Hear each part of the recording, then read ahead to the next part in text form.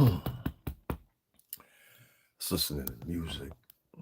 Always writing new music. Give me a second.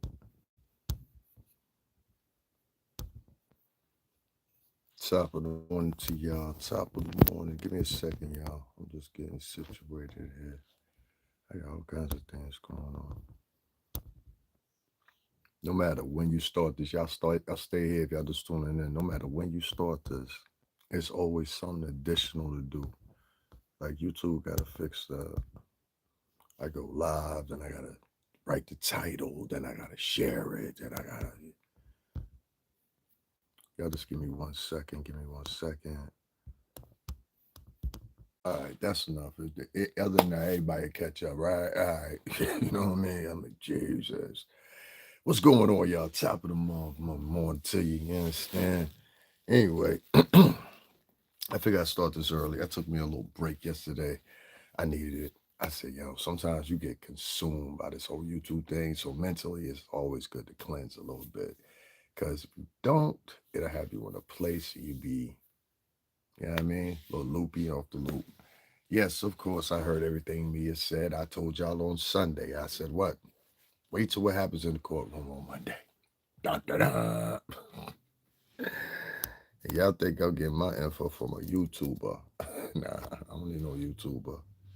Even though it is enjoyable to watch some of y'all. If this is your first time here, my name is Davin Lewis. I formerly worked for Bad Boy Entertainment for almost a decade and some change.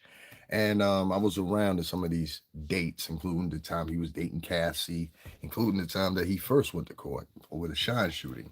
That's how I started out my, second year at the company, going to court with Diddy.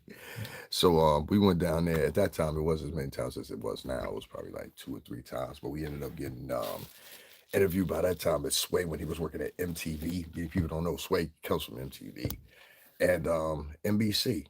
They both got quotes from me. And shout out to my nigga Scoots McBucks at Colombiano. La Colombiano, for real, for real. You know what I'm saying? Salud, pana. But anyway, um, so I just wanted to update y'all on that so y'all know whatever. Sometimes I get put out there as people um, promoting me and my personality and who I am as someone who definitely defends Diddy and I defend him beating up Cassie. No, the fuck I don't. Nah, I don't. And then if this other shit, this weird shit I've been hearing happens to be true, yeah, excuse me, I went to the store. If any of this other weird shit, I'll call that out too. When it comes to weird shit. Now, if it comes to speculation, if it comes to trying to criminalize or demonize Puff for no reason or whatever, whatever, keep in mind, I did work for this man for a decade and some change, almost close to 2 decades. And if you pay attention, I've always said I worked from 2001 and went into 2002, and I ended up stopping, quit work there in 2016, going into 2017.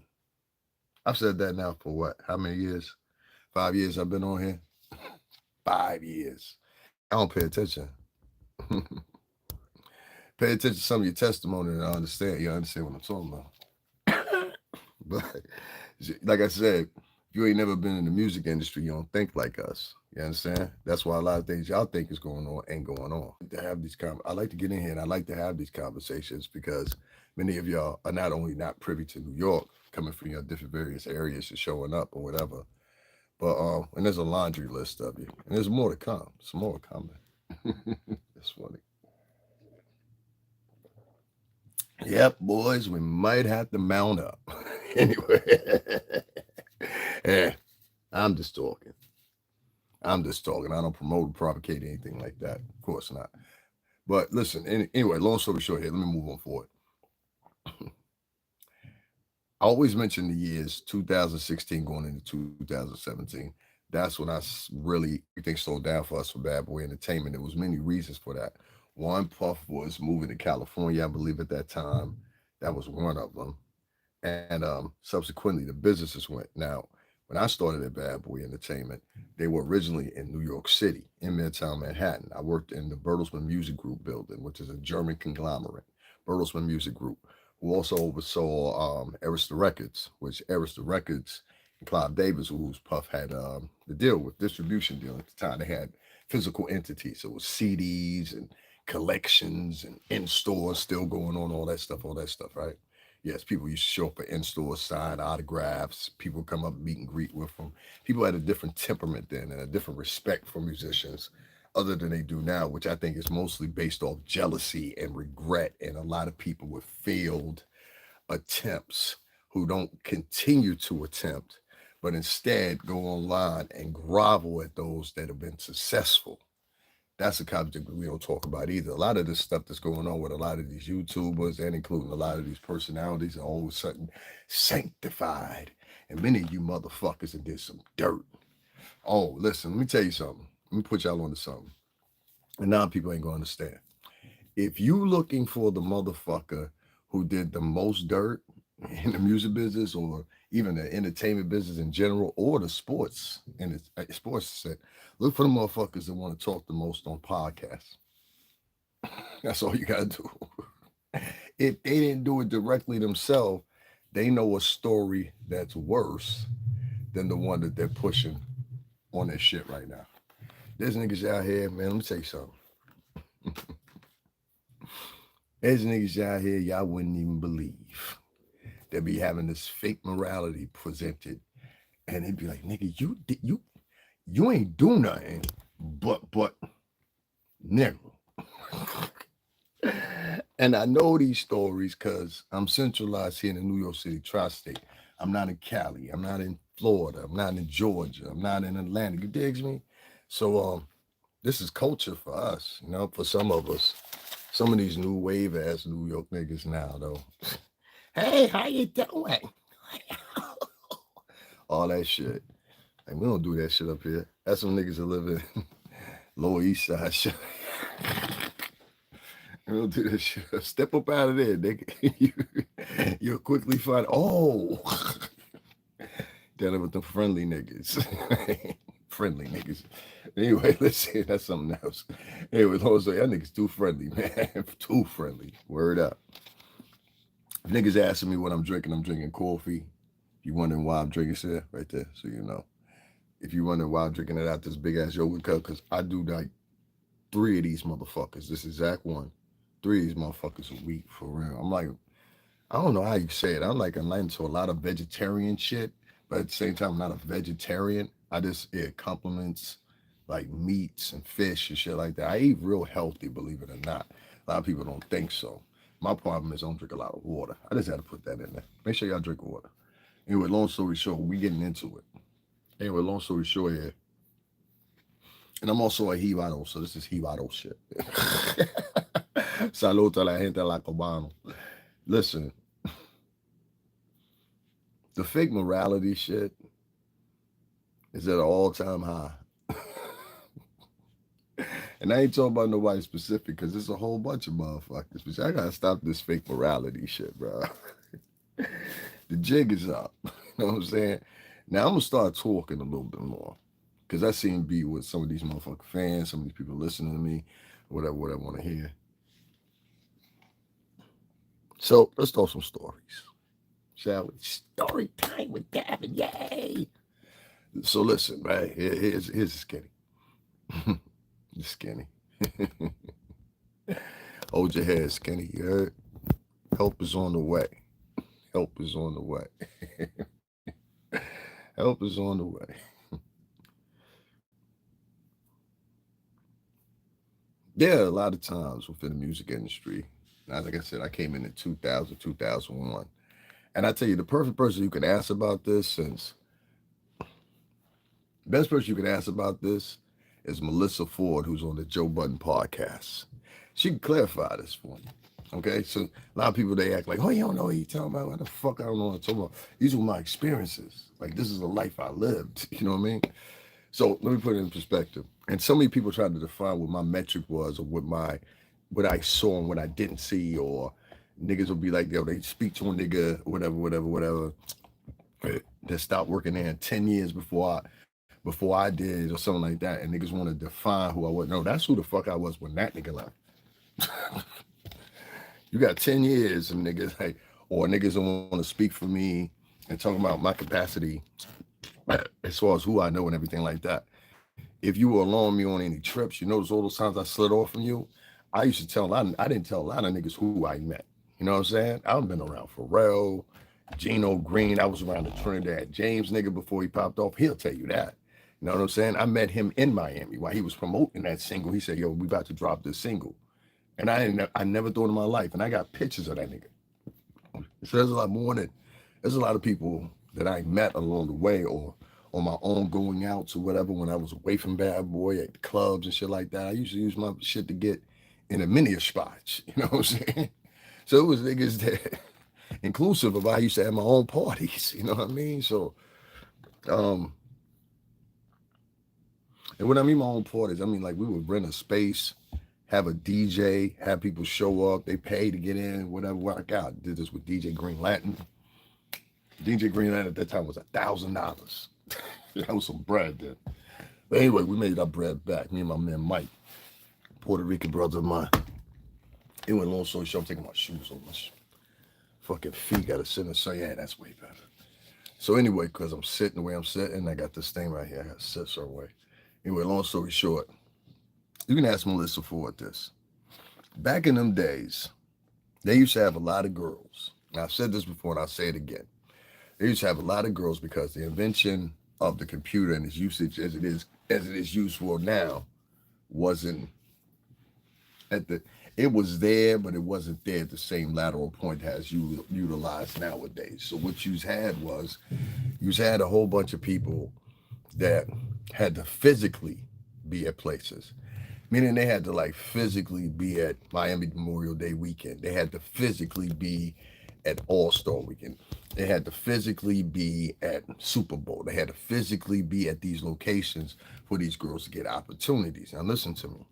I know it's hard for y'all not to think this, but go in the room, and if your auntie about 35, 40, she gonna remember this. You understand what I'm saying? Ask your auntie about when she was busting down at Biker Weekend. I'm just playing. But seriously, she might have been. Yeah, was nervous when the Freaknik video was getting ready to come drop. Who knows about to do? They shut that whole shit down. Listen, I am. I'm an attorney now. Y'all can't have me shaking ass on a cop car. That Freaknik video is about to end a whole bunch of families. You've been happily married for 12 years. Hulu got a documentary with your wife busting it down on the cop car. Shake that ass, bro. Shake that. Hold on, let me get it from this corner. Shit was wild back in them days, Sean. You know what I'm saying? Shit was wild. So you had a lot of girls, because the internet wasn't being utilized where it was, these girls decided, yo, we're going to go physically to this location or whatever, because this is where all the ballers at. It's where all the niggas is making money. It's where all the rappers. The rapper hustle was early. I'm going to say, who popped it off was Cat Stacks. La Cubana. La Cubana Socia. She the one that popped it off, right? I know y'all see, this is my big ass hoodie y'all see right here. So it's like huge. But anyway, because I have to wear that shit, still cool outside. These girls, and I don't say all of them were having sex with men. They wasn't, but a lot of them were very provocative. All right, let's put it that way. And so it was nothing, and I started noticing probably the third time we started going on trips and shit, that you would see the same girls in different locations. And someone would even announce to us, yo, we gonna be down there next month. If y'all down there, come down there. You know what I'm saying? So, let me break this down some more. You have video vixen models. That's what we used to call them, video vixens. And like these girls, they would get into videos and shit like that by Hype Williams, many other different directors, Director X, a whole bunch of other people. You know what I mean? And these girls would make thousands of dollars. The hood rats fucked that up. Now these girls are lucky to get a couple 500 to 1,000. You know what I'm saying? But back then, the dudes would get these girls bread. And not only would these girls get bread, these girls were getting notoriety, which is a lot of things that the hip hop girls don't get now. Y'all don't understand. The business being the deuce down. Even with y'all, girls. Even with y'all. Certain hustles you could have did 10 years ago, y'all ain't gonna have them. Anyway, let me continue. So anyway, these girls, they would go from location to location. We see them. I got pictures of them. They go from location to location, busting down. Now, whatever the metric of that busting down may be inclusive of, they would do it. Why do you speak of this, Davin? Wait, here's the reason. Because these are the years that Cassie come from. These are the years that Mia come from. Gia, whatever the fuck her name is. These are the years that the other girl, what was her name? Champagne. She even got a 90 stripper, and I'm not gonna say 90, a 2000 stripperish name. What was her name? Kashmir, Kadash. What was her name? Whatever her name is. The one start with a K. I can't think of her name right now. But the second witness, all them girls come from them periods. So they know. Top of the morning to you. They all know. Now, Melissa Ford is the only one out of the old batch of video chicks gonna be able to tell you this. And I don't know why nobody asked her.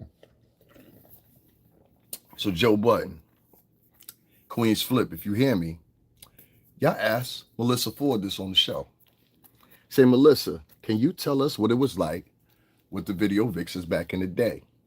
And I'm going to say to Buffy the Body, because you still do YouTube, I need you to speak up too. Also need, what's her name? Because she's still online. Pinky, I need you to speak up. Tell them how these girls were busting down, coming to the porn conventions and everything else. Tell them how they was getting down. See, a lot of y'all, which is Auntie Keisha, Auntie Cheryl, you know what I'm saying? She in the next room right now. I hope that bitch hear me too. I'm talking to you, Auntie Cheryl. A lot of these hoes around about 45 under. They was out there motherfucking throwing panties on the stage, all kinds of shit back in the day. These bitches was nasty. And we're going to talk about them this morning. Because, listen, you can't voluntarily involve yourself in shit. And then later on, when the whole fund is over, that's what it was, whole fund. They're in the whole phase. That's what the girls used to call it. They call it now, but that's what they were doing. They were in their whole phase. You can't go down just like that Hulu documentary that so many of you women wanted, hold it up. No. I'm a physician now. I'm a physician. They don't call me Peaches no more. My name is Cassandra. I ain't Peaches. Don't call me Peaches. It's Cassandra. Dr. Cassandra Williams. My name's not Marty anymore. It's not Marty.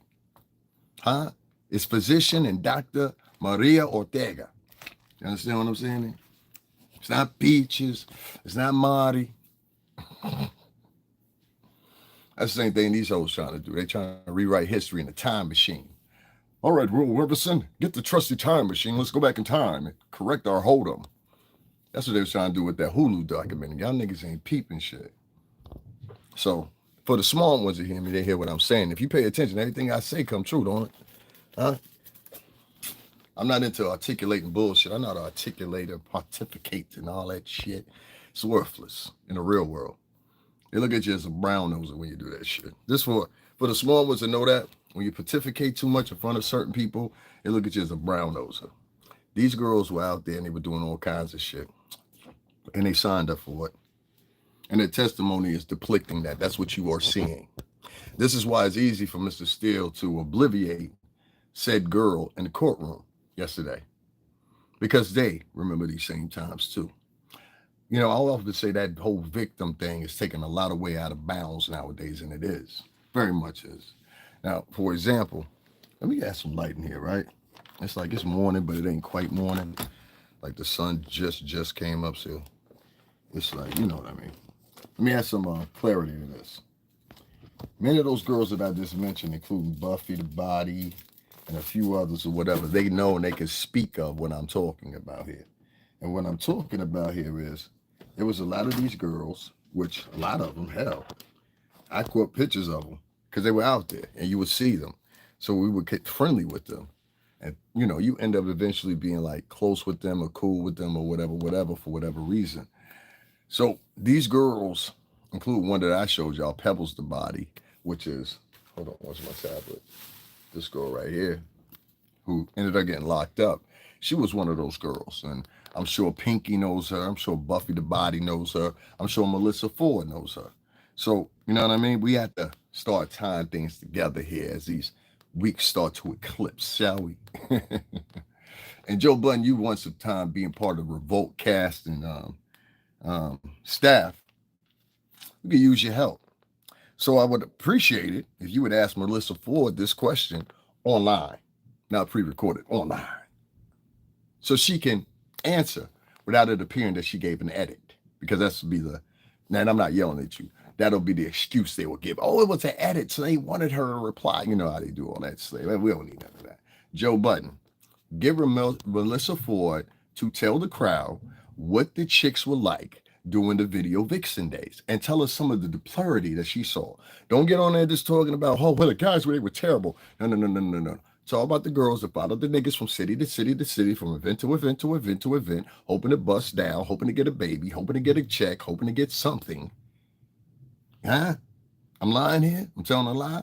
That wasn't all of you girls, but it was about 60% of you. This was the wave. This was early thoughtism. Thoughism. This is early thoughism. You understand what I'm saying? Not what it is now. But these are the early, this was thought genesis, if you want to say. Digital dot genesis. Those hoes ended up evolving into MySpace and shit like that. It didn't go very far. They didn't get to reach the rights of Cat Stacks. Oh, Cat Stacks. La Cubana, tú sabes la gente latino. La Cubana. Suavecita. They deported her ass.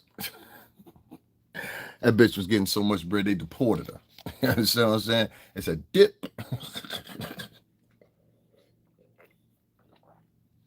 And that was in the Cat Stacks. But if y'all too young to remember Cat Stacks was one of the chicks out here that was getting money on the social media shit before any of y'all hoes. Oh, I said it right. For any of y'all hoes. Because Cat Stacks used to admit, I'm a hoe. Cat Stacks used to admit she was a hoe. And that's what a lot of the hoes did. And that's why we used to respect them hoes. Because them hoes wasn't where, see, the old hoes, and any other older woman will tell you this, and I don't give a fuck what you say, because I know some real older women. You understand what I'm saying? That'll pull out on you, everything else for fucking with me. But this is the thing. An older hoe will tell you she know other older hoes. An older hoe will even point out other older hoe and be like, stay away from that hoe. She been hoeing around here for the past 20, 30, almost 40 years, some of them. That's what older hoes will tell you. Older hoe will tell you, if she see you with your new girlfriend, baby, you need to go to church sometimes. Get away from them broads. Older hoe used to put younger women on. You heard I said that, right? Older hoes used to put younger women on. Now older hoes try to promote for younger women to get on where they at, because they don't want anybody else to rise. Basically, if I ain't make it, you ain't gonna make it either. I want you to be big, just not bigger than me. Older hoes used to admit they were hoes. One thing I admire about Southern women that are in the whole profession and West Coast women that are in the whole profession, they will admit, especially in Vegas, especially in California, I've been to California, especially in Texas, I'm a hoe. That's what I do. But for the digital hoe, it's all about shrouds of fucking hiding who they truly are. And that's the move nowadays, what a lot of these girls see. I keep trying to tell you, the impression that's been put on these girls subliminally since they were 7, 8, 9 years old is how to be perfect. The quest for these young girls, listen to me again, the quest for these young girls in an imperfect world is to seek out being perfect. This is what they are implanting in your daughters. How to be perfect.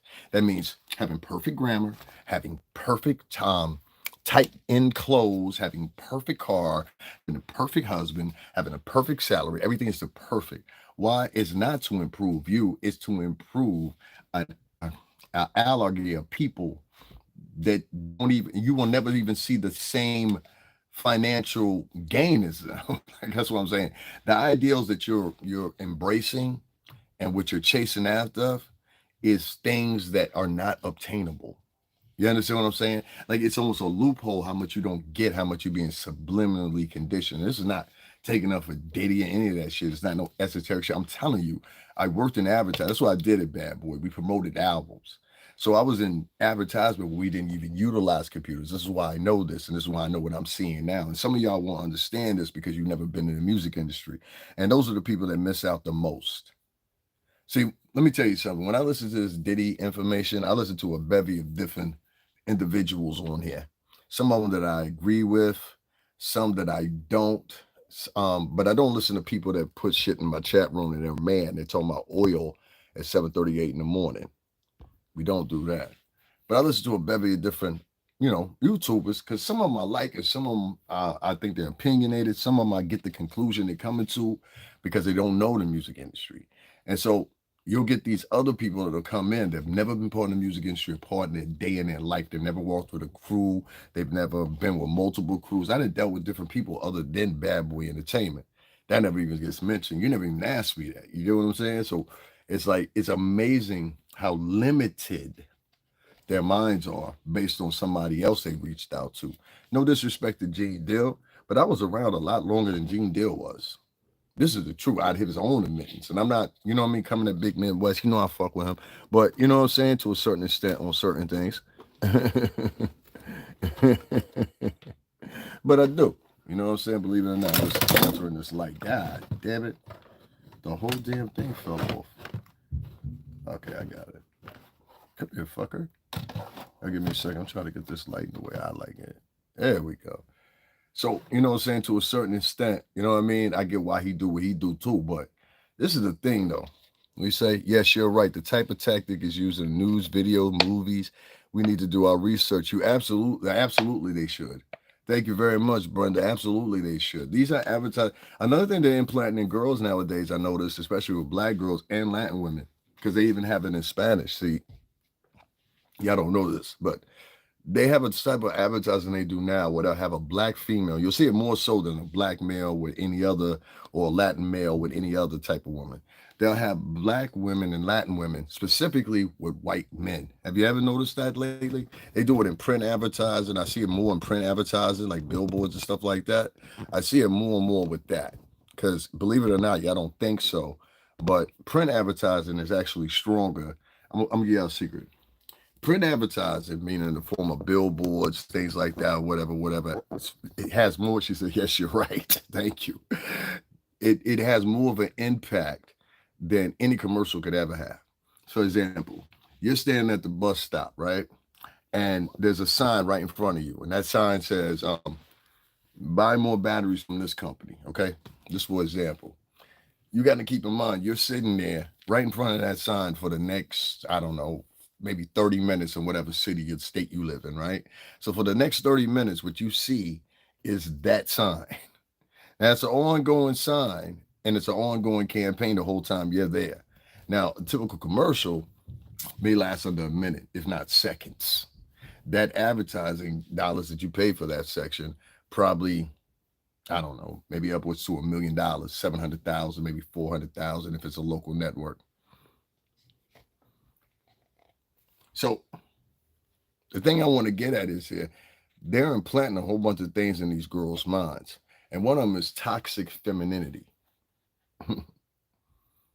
Toxic femininity, not toxic feminism. They're two different things.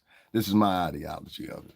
Not anybody gave it to me. This is why I come to my own conclusions, thesis, and I use my own neutrals when I'm coming to the conclusion of what I'm thinking and when I try to grab an analysis or something. So let me give you particular here. I think with that sad statement that I said, and Brenda said, yes, you're right. They're promoting Black and Latin girls, especially younger, impoverished girls, to date white men. There's a reason for that. Because if you live in any country, anywhere in the world, right? If you're impoverished, I'll give you a perfect example. I'll use Cuba for example. Down in Cuba, and people that are Cuban and people that are Honduran, you're gonna know what I'm talking about here. Not white Hondurans, but more so, but Indio la Negro. So listen clearly. You have situations, Dominican Republic, the same way too. You have situations down in the islands, right, where you'll have people down there, Jamaica, y'all fit into this one. You have people down there, and there'll be a 45-year-old man, right? And that 45-year-old man will be with, I don't know, a 16-year-old, sometimes 15, 14-year-old or whatever. And the family will be cool with it. And they'll say, is you a tourist or something? And they'll be like, yo, what's going on? Why are you doing that? And the family will be okay because they'll be like, they got 5 kids in the house already and he can take care of her. Fucked up as that sound, that's what it is. Some of these European normals, like sex tourism, I don't want to talk about that, huh? Yo, you think Puff's bad? Y'all should have y'all listen. Y'all want to y'all go tell Tisa Tells this. Chick, if you really want to have something to talk about, right? Talk about sex tourism. That should be your segue after this case is over. All right. If you go that way and start doing that right there and get yourself interested in other pedophilia, sexual assault cases and everything like that, then I'll respect you. Then I'll respect you. Then I'll respect you. I haven't seen that. Go after sex terrorism. You're the perfect voice for that. It would be a perfect archway for that. And I mean that sincerely. I know a lot of people be like, oh, you call out her name and all that shit or whatever, because I know she can do fucking better. You're trying to do a fucking 2005 pattern, chick, when it's 2025. That shit lasts for minutes. Minutes. Minutes. I've seen records do this. Last for a minute. Oh, that shit's hot. That shit's the shit. Carl Thomas had one of the biggest hits. I Wish. Remember that song, y'all? And I wish I never met her. It never lasts. It never lasts. He did 2 albums. They were great. And I've been around this fucker. I promoted his albums, so I know what the fuck I'm talking about. They're great singles. Just like most of the music today, it's a great single. That time the call came out, if he would have came out 5 years before that, that song would have been imprinted in your head.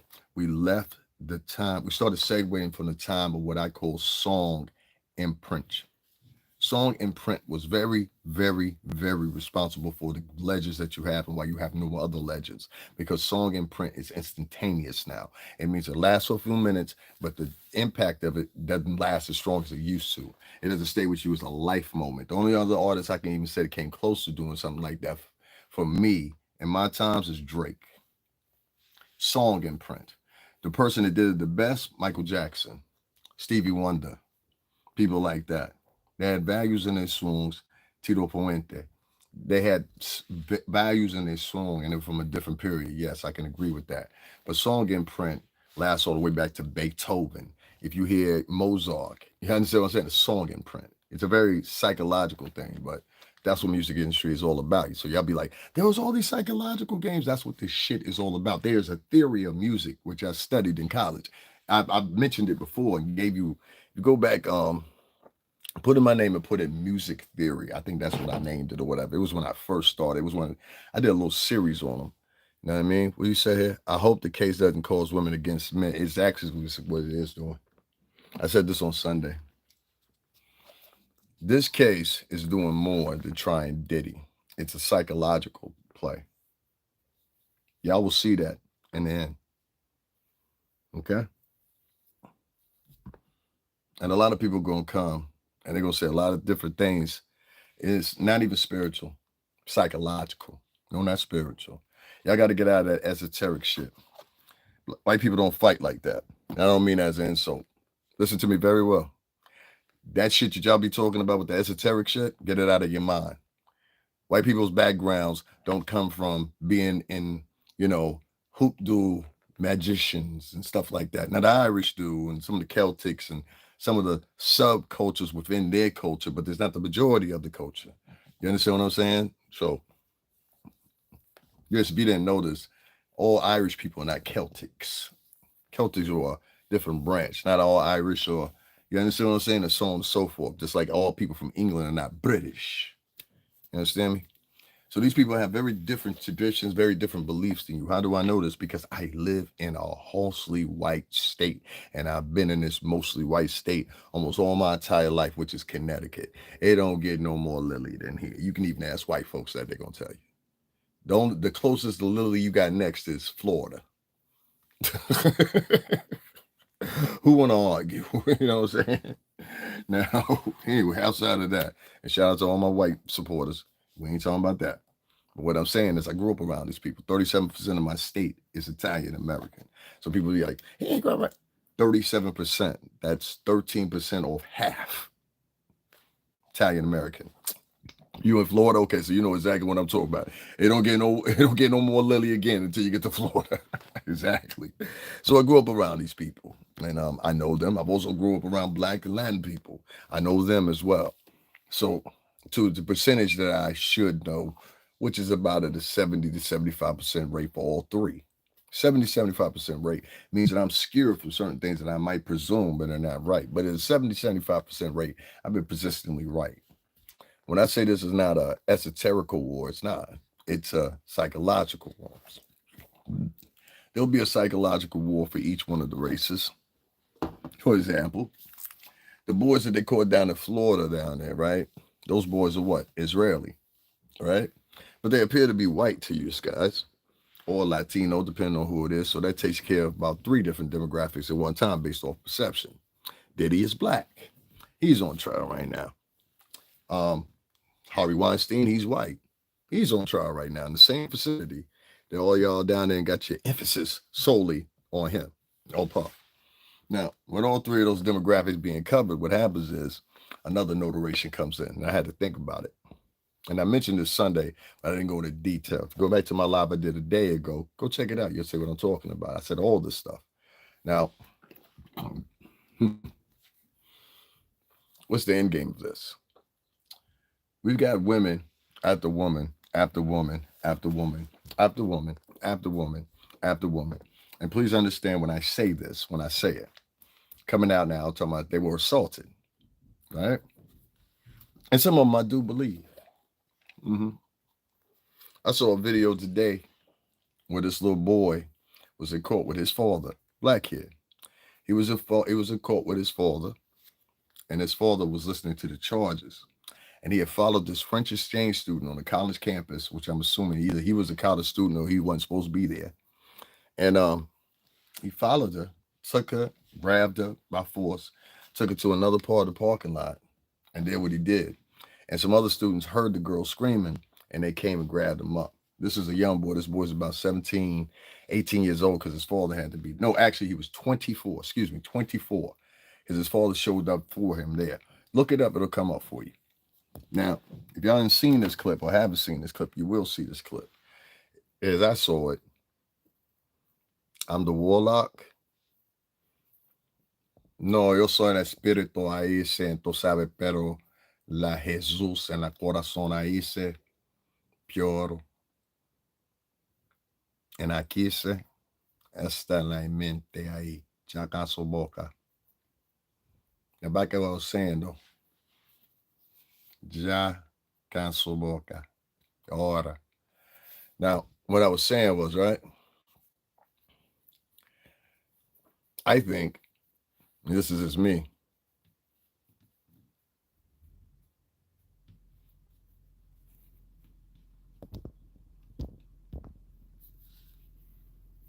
I think, and this is just me, I think what's happening is the end game of all this is we're going to move further and further away from each other.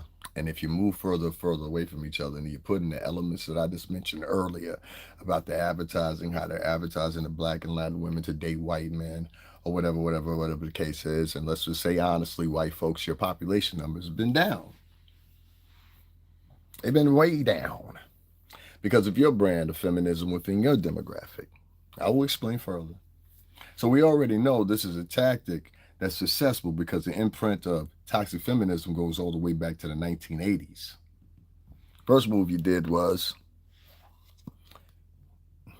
And which turned it up was Roe versus Wade. You know that. I mean, excuse me, not Roe versus Wade, but the one with the who was it against abortion? Roe versus Wade was education board, but that had something to do with it too, because it limited what was taught in sexual education to a certain extent later on after they amended it several times.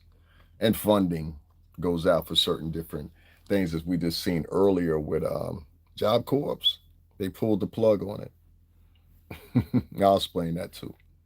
Anyway, just like that program and this program alike, you get, how can I say it? You end up getting something that's called like a pushback. And that's what you always got to watch for. I'm being very careful with my words because some people may not like what I have to say. Some people know what I'm talking about. I know exactly what the fuck I'm talking about. And if you guys go back and listen to some of my videos and then listen to yourself 2 or 3 weeks later, come to your conclusions and be like, well, damn, he was trying to tell us. Some people don't get that. Don't worry. It happened with Jesus and his disciples too. You know what I'm saying? Not saying I'm equated to that, but I'm just using that as an example. It happened with Jesus. They ain't believe him either until later. So I'm giving y'all the answers. You just got to listen. Anyway,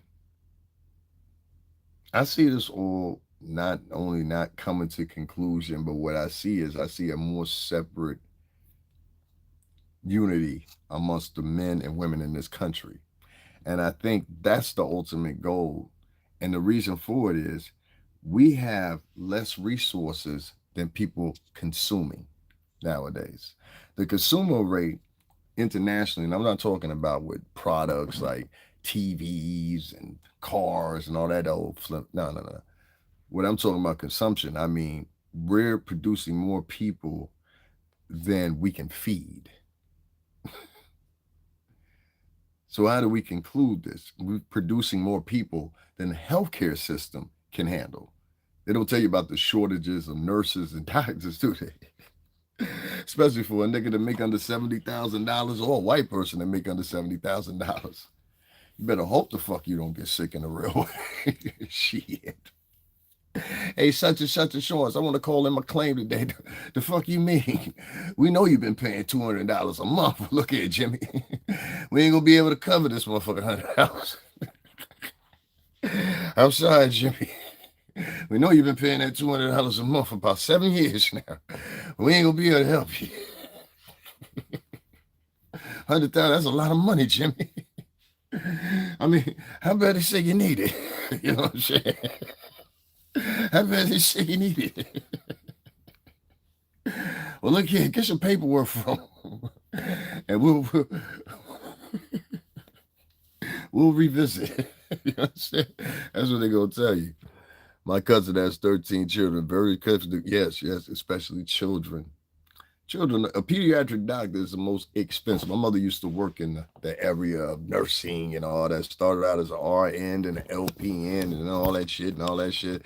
I know a thing or two about it. I don't know anything about it in depth, but I know it's and everybody dated a nurse or two before, so I know there's a expensive line when it comes to pediatric care, especially if you got pediatric care of a young boy or more so a girl.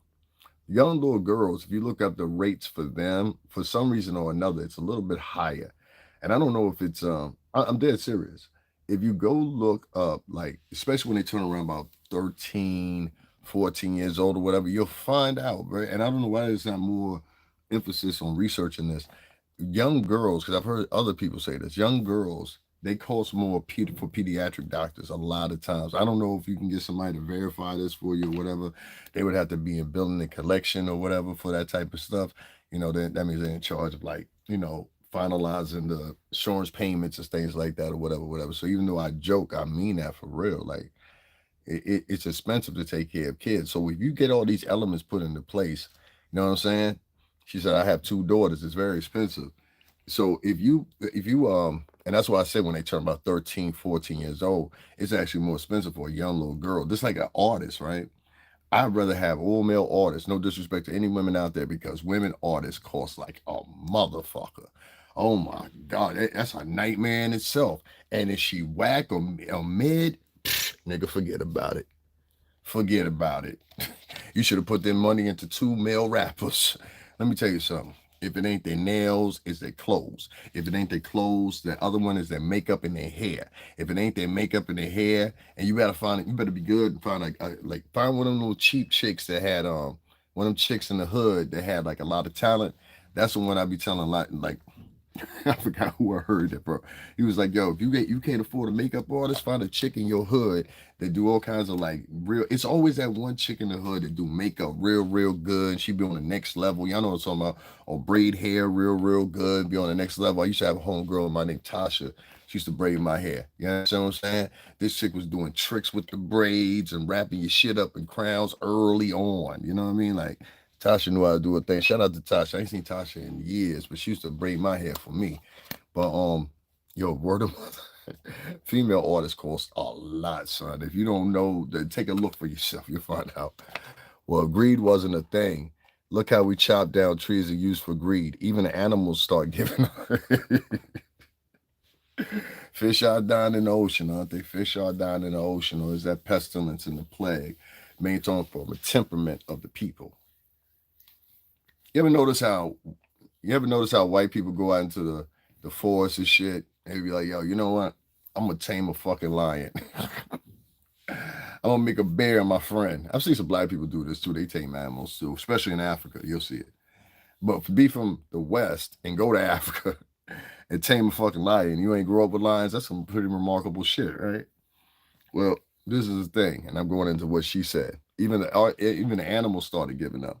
You're supposed to be one with the animals. In a real world, we're supposed to be in touch with all the animals. That's why it's easy to tame some of them. When they're wild and they're not domesticated, that's when you see the other end of them. Even though they remain wild, the point is they can be conquered. A lion can be conquered. They used to ride on the backs of elephants. Y'all seen this in Indiana Jones movies. You know what I'm saying? Um, what else? Bears. I've seen bears, especially in Alaska. I mean, excuse me, not Alaska. Russia. You'll have bear trainers, people that wrestle bears and grown them up since they began. I'm dead serious. My point is, the sync with nature, period, is out. So that's an esoteric part of it. But because that's why I wanted to just quote in on that. But at the same time, it goes back to the physical reality realm when you say the forest are being chopped down. It goes back to see your actions always cause inactions. That's the way shit goes. And just because your equations add up to certain things don't mean that's going to be the motherfucking equation. That just means it's one variable in many of equations, most of the time, including my own. Some people don't understand that. Your equation or your conclusion can be one of many different variables of possible conclusions. You know what I'm saying? So for me, and I listen to some of these vloggers and they come to their conclusion and shit, what we in? Week 2 of the trial. It's over, Daddy. It's over. It's really a vibration that goes along with that. Thank you very much. It's actually a vibration that goes along with that. And that vibration is this. Yeah, I ain't gonna believe it, I'm gonna tell you. This case is meant to separate y'all. Just like they're using Harvey Weinstein to separate white men from white women. You don't believe me? They have some of the lowest population numbers there are in all demographics right now. In all demographics. Can I get somebody white American in here to verify that for me, please? Can I get somebody white American in my chat to verify that for me? You've had some of the lowest population numbers in the past 10 years, and it's not because of the men, it's because of the women are refusing to procreate at procreation ages. They're instead waiting until they turn 38, 39, 40, 41 in their high-risk pregnancies because it's their first pregnancy. It's not that you're at high-risk pregnancy, it's your second, third, or fourth pregnancy. Actually, it makes it easier. Your high-risk pregnancy when you're having your first at that age, older age. You understand what I'm saying? That is the problem. Infant mortality amongst white Americans has been up for the past 10 years. These are the demographics. You go look at the CDC and the DOJ. This is why you have certain people out there because they're thinking about what's upcoming and what upcoming to a lot of people in white population who are scared. Some are misinformed. Some just have a terrible depiction. You understand what I'm saying of what African Americans and Latin people are. But because of their immediate environment. And which I tell a lot of white people, listen, if you're a white person and you live on 168th Street and 3rd Ave or whatever, and you believe that the majority of the world is like the people on 168th Street or whatever, 3rd Avenue, based off those examples you've seen there, or you live in, in Bed-Stuy, Brooklyn, you understand what I'm saying? What you really need to be looking at is, hey, even though I got this attitude and everything like that, I have to take reality for what it is. I'm a poor white man.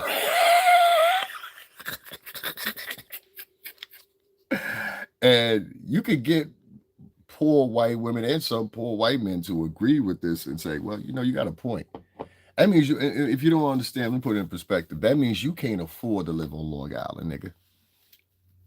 Yes, I said nigga. You can't afford to live on the Upper West Side.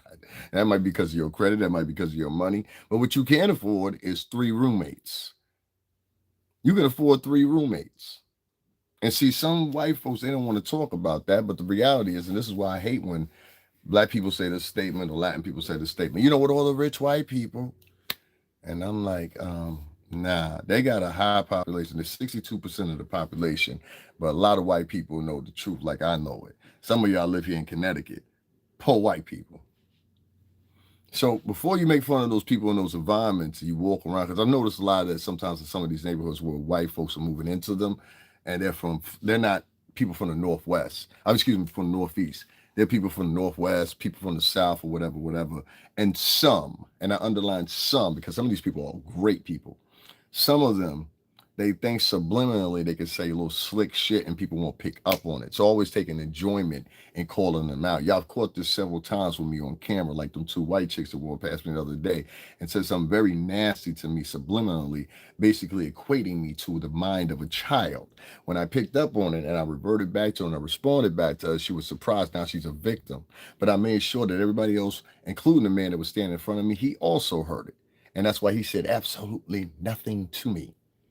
They were 2 fucking bitches. Excuse my French. And there's a lot of that goes on around in New York. These chicks will say little slick things because they think that these kids that are around them, they can't pick up on me. I go to Columbia. They can't pick up on me. I go to NYU. They can't hook up on me. I go to Chargers. No, bitch, I can pick up on that shit. And you need to understand, somebody gonna fuck one of y'all niggas up. Like, it's a lot of niggas, man, it's just a matter of time. It's just that one walk home one night and you just thinking you slick Willie with the voices and and all that shit or whatever. And somebody gonna do something to one of you little motherfuckers. That's why a lot of times when I hear people say, well, there was a black person that attacked this white person in New York or whatever, first thing I say, well, what are the rest of the facts? What that motherfucker do? What do you do? And sometimes they like to do that. I've caught that 5 or 6 times. You know what I mean? It's not about being paranoid. It's about you being paranoid. See, if I walk past a white person, and most people that are African American and Latin or both can say that when we walk past white people, even when you come into our spaces like a bar or something like that or whatever, we pretty much don't give a fuck. It's your persistence of always trying to remind people of color that they're people of color, where at the same time being in an economic situation that's not much different than them same people that you're making fun of. Meaning at the same time, you're sitting there making fun of African Americans, but you live on 168th Street and 3rd Avenue in the Bronx. You're making fun of black people, but you live in Cute Gardens at the lower end of it in Queens. You're not on motherfucking Roosevelt Island. You understand what I'm saying? You understand the difference here? You live in Kew Gardens, nigga, not Roosevelt Island. You live in the Lower East Side, motherfucker, not the Upper West Side, not the Upper East Side. Understand the difference now? You live on 168th and 3rd Avenue. You don't live in Riverdale, motherfucker. You understand the difference now? So when we have that equation financially, not who you perceive yourself to be linearly as a culture. So that's another mistake that a lot of white men make. They always make that mistake. Let me fix it for you. See, a lot of white people in my state, Connecticut, right, which is and I don't live in a poor section of Connecticut, by the way. Make sure you look it up, okay? Make no mistake, but don't make that mistake. Now, with that being said, right, it's funny because we have those same type of white men around here. We have white men around here that drive Porsches, They drive Lamborghinis. They drive Maseratis, which is one of the favorite cars around here, Mazis. Now, with that being said, you believe me, don't believe me, I don't give a fuck, really. You know what I'm saying? But anyway, long story short, you know the difference once you see that white man pass a white man on the sidewalk walking to his Honda Civic. See, that's the difference economically. You can't fool me with that shit. I grew up most of my whole, from my late teens to now, here in this state and between here and New York. You can't fool me with that shit. You fool the ones that have never been out of that environment. And that's what I'm trying to open them up to, because a lot of their thoughts are skewed because of what they're perceiving that a vast majority of white America is versus what it ain't. And at the same time, I'm here to enlighten you on about some of the reasons why they think the way they think. And a lot of it has to do with your participation. See, the white men don't like to admit, and white guys like you that wrote that in my chat room, you don't like to admit your participation. See, your participation is as small as those two white chicks that walked past me and had something specifically sarcastic and nasty and benign to say to me, but don't have that same energy for anybody else because of one of their preconceived notions of whoever I am, or whoever I want to be, and whatever the fuck else, or what they think of me. Based on the fact of that, they're still sitting in the midst of poverty themselves. You can't be a poor motherfucker trying to talk about another motherfucker poor. That makes no sense. It take 3 of y'all motherfuckers to come together to buy a pack of cigarettes at $20 in New York. You think I'm lying? I've seen that shit 16 times now.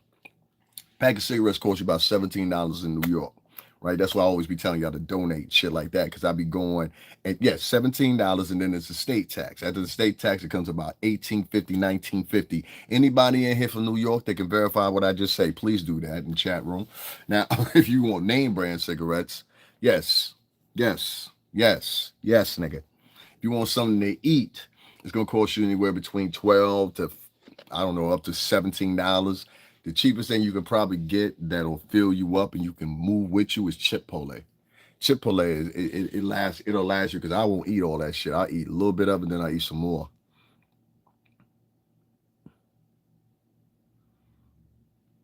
Now hold on 1 second, Shani. I gotta. You look black to me. You said your frocks. Okay, well that's cool. Most niggas don't give a fuck about hair. That's why they buy your hair. See, that's the thing too. Most of the hair, there was this movie called Good Hair. Y'all ever seen that? Something like that, where Chris, what's his name? Chris Rock. And most of the hair in the industry come from Asia, and they come from a ceremony they have in India, right? And so, your hair getting sold. Them chicks ain't jealous of your hair. Well, it sounded like you were saying hair. I don't know what, because you were lighting yourself. You said one over my head. Maybe your contrived fucking statement just didn't make as much sense to everybody else as it did to you. A frock is a dress. Okay, I don't wear fucking dresses, so how would I know what the fuck a frock is, lady? Like, I mean, what the fuck? No, get out, man. Get out. I don't even like you, bitch. You fucked up the whole conversation talking about dresses. Fuck is this bitch talking about? King Solomon said, time and chance happen to all. We are going to the same boat. Yeah, and she came in here to disrupt because she wanted me to end. She wanted me to end the conversation and switch to something else. No, it's not more fun in the Philippines. You can keep your ass over there. People in the Philippines, you go over there, man. They're racist as fuck there. Don't fuck with the Philippines like that. In my opinion. You know what I'm saying? Yeah, Filipino people are very racist. Area. See, a lot of people ain't gonna want to hear this conversation. It is what it is, whatever. But y'all still privy to it. Y'all privy to it. You know what I'm saying? I told y'all what I said. I'm gonna stick to it. You can't be sitting there making fun of poor black people and poor Latin people and immigrants and shit like that. And at the same time, you live on 168 and 3rd Avenue in the Bronx, or you live in any of these impoverished areas or whatever around these same people. It says to me, well, that means that you can't afford where you want to live at. You can't afford to live on the Upper East Side or none of that. So you in the same economic, if not worse, economic conditions than them. Because many of these motherfuckers live in 6 or 7 in an apartment. 6 or 7 motherfuckers in an apartment to afford $3,000 a month. You understand me? So make no mistakes about it. I had to speak that because it was just the truth. It's the truth. Don't come into my chat room talking like you some opulent white person when you got your own faults yourself. Your population is down. That's by your own accords and your own accolades within your own culture that say this. At the DOJ, excuse me, not the DOJ, the CDC. So, I mean, you can go there and look at the demographics. They're there for you to look at, you know? So, yes, there is now the next implementation of this because they're being outnumbered, or projectively they think they're going to be outnumbered. So it makes sense. We got to slow down the niggas fucking. Excuse me putting it like that. And it's not a group of white people that are talking like this. It's a, nah, Jesse Peterson would never talk like this, dummy. Jesse Peterson would never talk like this. You a dummy. But I'll let you stay here anyway. Anyway, long story short, what's happening is they're now moving on to the next fetch, which is Black Americans. And now, Black Americans are the second most important demographic in the United States. Why? Because they hold places in Congress, they hold places in presidencies, they hold places as mayors, governors, police officers, judges, Supreme Court judges at that, high court judges as well. So they hold these positions and they have hold them for a total of many years or whatever, in decades at this point. You know what I'm saying? Not to mention the third in line would be Latin Americans as far as a position of constituencies, mayors and governors or whatever, but not at the same amount of control. For example, the Latino caucus in the United States only holds it like, I think, 11%. It's not very strong. That means you got, and those delegates, they come from specific regions: New York, Florida, Texas, California, and Chicago and Colorado. Those are where their highest entities are. So, you know what I mean? If that gives you any scoop, they don't really have national with all 50 plus states as far as linear like that because of population. So they'll go after Latinos third. It kind of did it just a minute ago. And I hate to say it like this, Trump, but I had to say it like this anyway. They kind of did it with the deportations. That's really what the deportations were about. They wasn't about stopping motherfucking criminals. They were stopping motherfucking criminals from having kids, which is the ubiquitous genesis of a criminal, who they raised and reared by. Oh, this is very true. Oh, that's very, I'm a firm believer in that shit. That's why you don't go have babies with anybody. To control narrative, LOL. People not ready for what about to happen. Taking the market order and buy to sell. You're already doing that now. You can use your phone to catch the subway. You can use your phone to pay for your groceries. You already can do it. That's a mark of your biometrics. So it's a biometric exchange. You know what I'm saying? Even though you don't want to admit it, you can do it. And pretty soon you'll be able to do it with your finger, what I'm meaning. Like, you'll be able to pay pretty soon. You'll be able to take your thumb and just like you use it for an imprint to lock your phone, you'll be able to pay for your groceries and everything like that. Not aware of sarcasm, apparently. Now, who's the dummy? Block me if you can't handle the truth. No, that's your truth, homie. That's your truth. Just like this is my truth. You understand what I'm saying? But never talk to me in absolutes. I don't give a fuck about you. You've never donated to me. I don't even know who the fuck you are. You're a stranger. So for anybody that's a stranger that comes in and says, you must listen to me, that's a motherfucker with mental illness. You understand what I'm saying? And I would say you got some type of complex about you. So, sir, please get some pussy, for one. And two, if not, try to get that bitch that you live in the house with, not being on the lease, to learn how to respect you. See, that's the problem in your house right now. Since you want to throw insults, nigga. That's the problem in your house right now, sir. The woman that just left for work a little while ago, she don't respect you. She don't respect you. And she's never going to respect you because you sit around all day and hop online. No, you assume, sir. You came in here wanting to argue in the arguing spirit of a bitch. I'm not your girlfriend, motherfucker. I'm not your boyfriend. You came in here arguing with me like a bitch. You came in here saying some sarcastic shit like a bitch. You notice everybody else in here came in here nice and friendly and they're engaged in the conversation. See, it's people like you with the mentality like you that are a problem in society because you come from the democratic constituencies and democratic mind states of liberals. See, I know a lot about liberals because my state is a very liberal state. You didn't know that, did you? Oh, we're home to Joe Lieberman. You didn't know that, did you? Huh? In fact, one of our senators was a motherfucker that first took, what's this guy's name, Mark Zuckerberg, to Toa. You understand what I'm saying? And had him actually be one of the ones that was testifying on what social media was actually doing to young people and crazies like yourself, Wayne. Because you're crazy. Nah, I didn't start calling you names. I called you a motherfucker. I call you a motherfucker again. Matter of fact, you're a motherfucker. Fuck you. Fuck everybody who lives in your house, and fuck you in your life. How about that? How about that? All right, cool. Yeah. In here arguing with me like a bitch early in the morning. Nigga, I don't argue with bitches early in the morning. I definitely ain't gonna argue with no nigga that ain't got no picture, got a fake name. Like, who the fuck you on, nigga? Go, your wife don't. I'm trying to tell you, a lot of these niggas is online and be trying to act like they got respect and shit. These niggas ain't got no respect in real life. And why do they keep wanting me to interrupt me when I'm talking about poor white people? Rich white people don't even like poor white people. That's why you know it's poor white people doing it.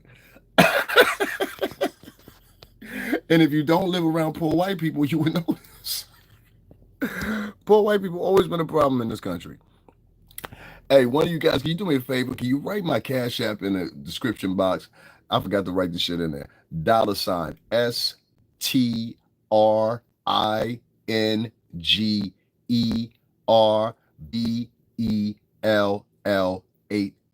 if you could you write it in all capital letters? Because they act like they can't see it when it's lowercase. $STRINGERBELL80. Make sure y'all write down my Cash App, man. Put that up there so I can pin it. Can y'all do me a favor of that? Especially the ones that's engaged with the conversation. I was a poor white people, but I came through and worked real hard. I'm not talking about what your accomplishments are. Listen, I worked for a record company for 17 years. I really don't get on an evaluation of people's careers as making them somebody in society. I don't think it's defined by that. I mean, if you wanted to define it by that, our company leader is now on a trial of his life right now, which is Diddy. You know what I mean? So, you know what I'm saying? That go to show you. You know what I mean? But I don't equate people by their life experience. I often say I find it funny that people have work histories at Starbucks coffee and fast food and things like that. They're now all of a sudden experts on what's going on in the music industry. I find that odd. But as far as all that other shit, now I don't equate people by that. What I'm saying to you is, Starsky, I got you, big headed cuz. Nobody could write my Cash App in there, really? Nobody. Y'all all sitting here agreeing, engaged in the conversation, but nobody could write my Cash App in there? Like, for real, dog? Let me say it for you again. $STRINGERBELL80. If not, I gotta go through YouTube Studio again and remove people. This shit be getting annoying, bro. Cause I got real followers and real people to mess with me. And like these new people that show up get in the way. Like, you know what I'm saying? No, it's not like that, big head, because it's like this. Okay, I'll spell it out for you again. And please put it in capital letters if you can, y'all. Capital $, capital S as in super, T as in terrific, R as in right, I as in incomplete, N as in never, G as in great, E as in everyone. Damn, I done stopped. What I say? String. So far. Let me start it over. S is in super, T is in terrific, R is in ready, I is in incomplete, N is in never, G is in great, E is in everyone, R is in right, B is in boy, E is in everyone, L is in life, L is in life again, 80. So it's Stringer Bell 8. Yeah. It's like that. Yeah, you left the E out, Starsky. That's the only thing. You left the E out. And can you write? There you go, right there. Thank you, Starsky. Thank you. I appreciate it, both of y'all. Thank y'all. Thank y'all. Yeah, I need that joint up there. Y'all make sure to hit that up, man. Support the channel, man. We're gonna use the money. We're gonna be back down at the trial or whatever. If y'all don't know, I'm just giving my whole little soliloquy. It's gonna be a little bit long, so this ain't gonna be like my normal lives or whatever. And I see people tapping out, then you know what I mean? It is what it is. But we gotta talk about all these elements of what's happening with this Diddy trial. It's bigger than what y'all think. They're using it. We was caught up listening. Yo, it's all good. They're using this as a strategy to try to separate y'all more from each other. And the winning formula that they're using, the conduit, is Me Too and feminism. And they're using toxic feminism. They're not using, you know, they're not using the type of feminism that, like, you know, like if some chick says, yo, I got beat up and taken advantage from a couple of dudes, You know what I'm saying? At the same time. All right, fuck calling the police. Let's go find this motherfucker, whoop his ass, and get the fuck up out the way. I'm all with that. I done been on that ride. Like people that know me in real life, like even the chicks will tell you, yo, we beat up her ex-boyfriend. Like, you know what I mean? No, officer, and anybody else listening, we took him to prayer service. Anyway, any fucking way. Long story short, um, I'm all with that. I will always be with that. But when we get these other people, right? You get these other people that have a narrative. And right now, the narrative is to bring back Me Too. See, this is the element that white Americans don't talk about when it comes to Me Too, even though Me Too was founded by a black woman. All right. So what happened was when they spearheaded in this black woman, which she will not admit this, but I guarantee if you do your research, you'll see for yourself. She started kind of like letting how can I say it? As far as an organization, I guess that's what you would, I don't know, some would cast it as an organization. Some would say it's just a movement that exists and it really doesn't have any imprint. I beg to differ. But anyway, Me Too as a organization, whatever you want to call it, started with a black woman who I was making fun of the way she looked a little bit because she do kind of look like KRS-One. I ain't even gonna hold you.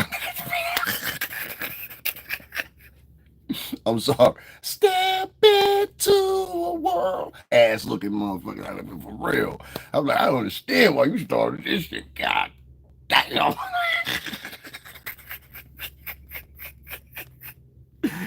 It's been like, God damn. Y'all think I'm live, right? Y'all think I'm being me? Hold up. Before I go any further, because niggas got mad at me the other day when I said this. It's like, you're mean, you shouldn't have said that. Okay, all right, yeah, that's fair. Let me show y'all something, all right? Let me just show y'all something. Let me just show y'all something. Give me 2 seconds.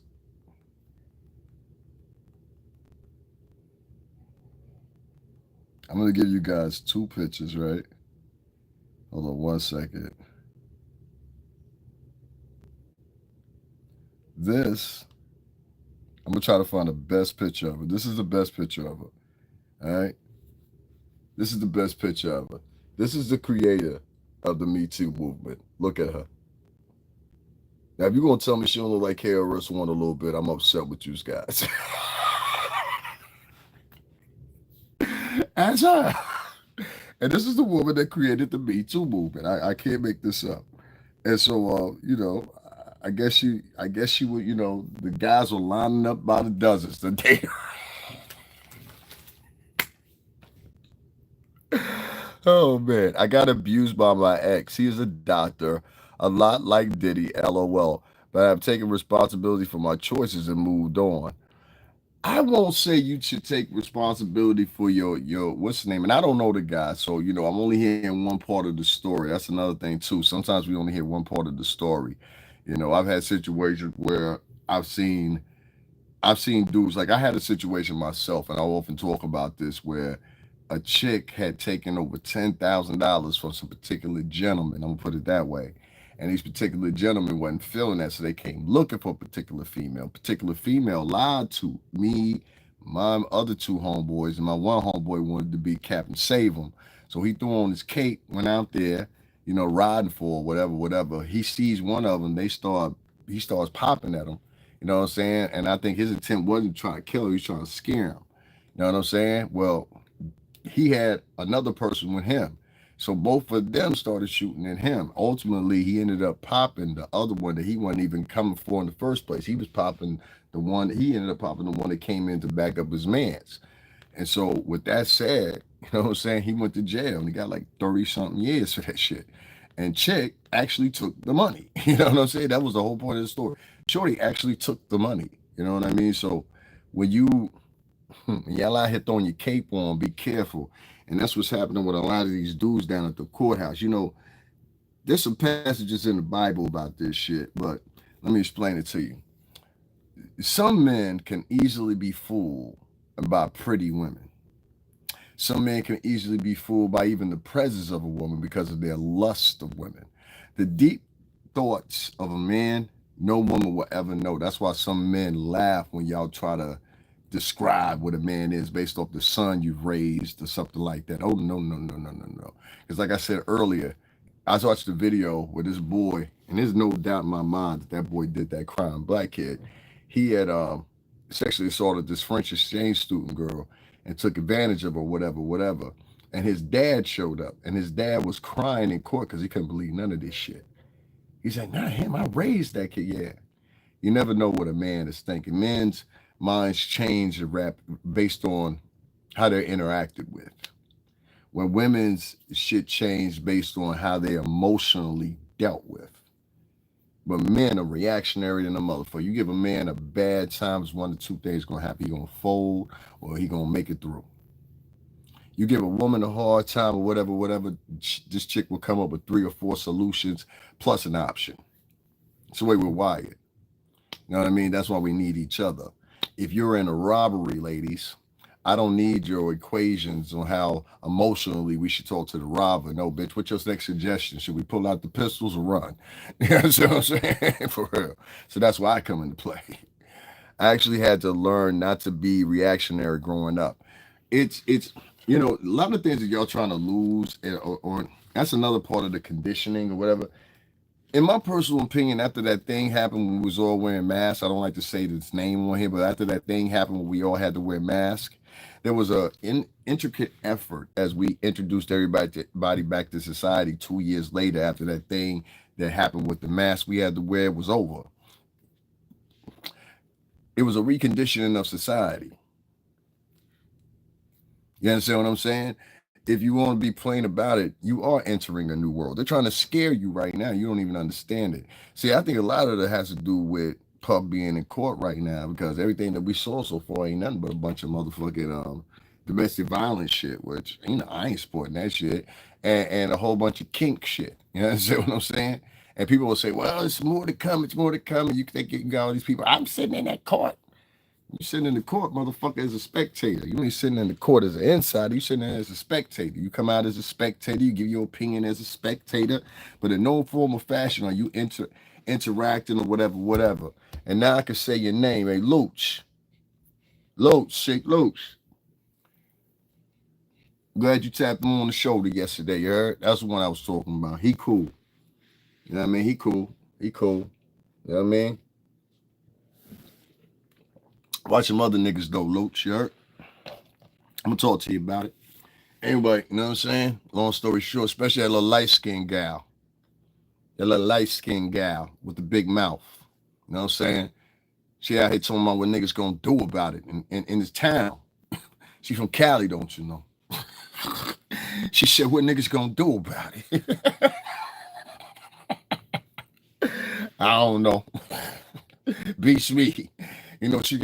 She said she got Gene Dill protecting her. That's what she said. Gene Dill and the bodyguard, the little light skinned guy. She thinks she's into that edition. Yeah, I got the solution for that one. Don't worry about it. It's gonna be one of our best stories, ain't it? Diddy had a lot of influence on the culture. So did we. We worked for him.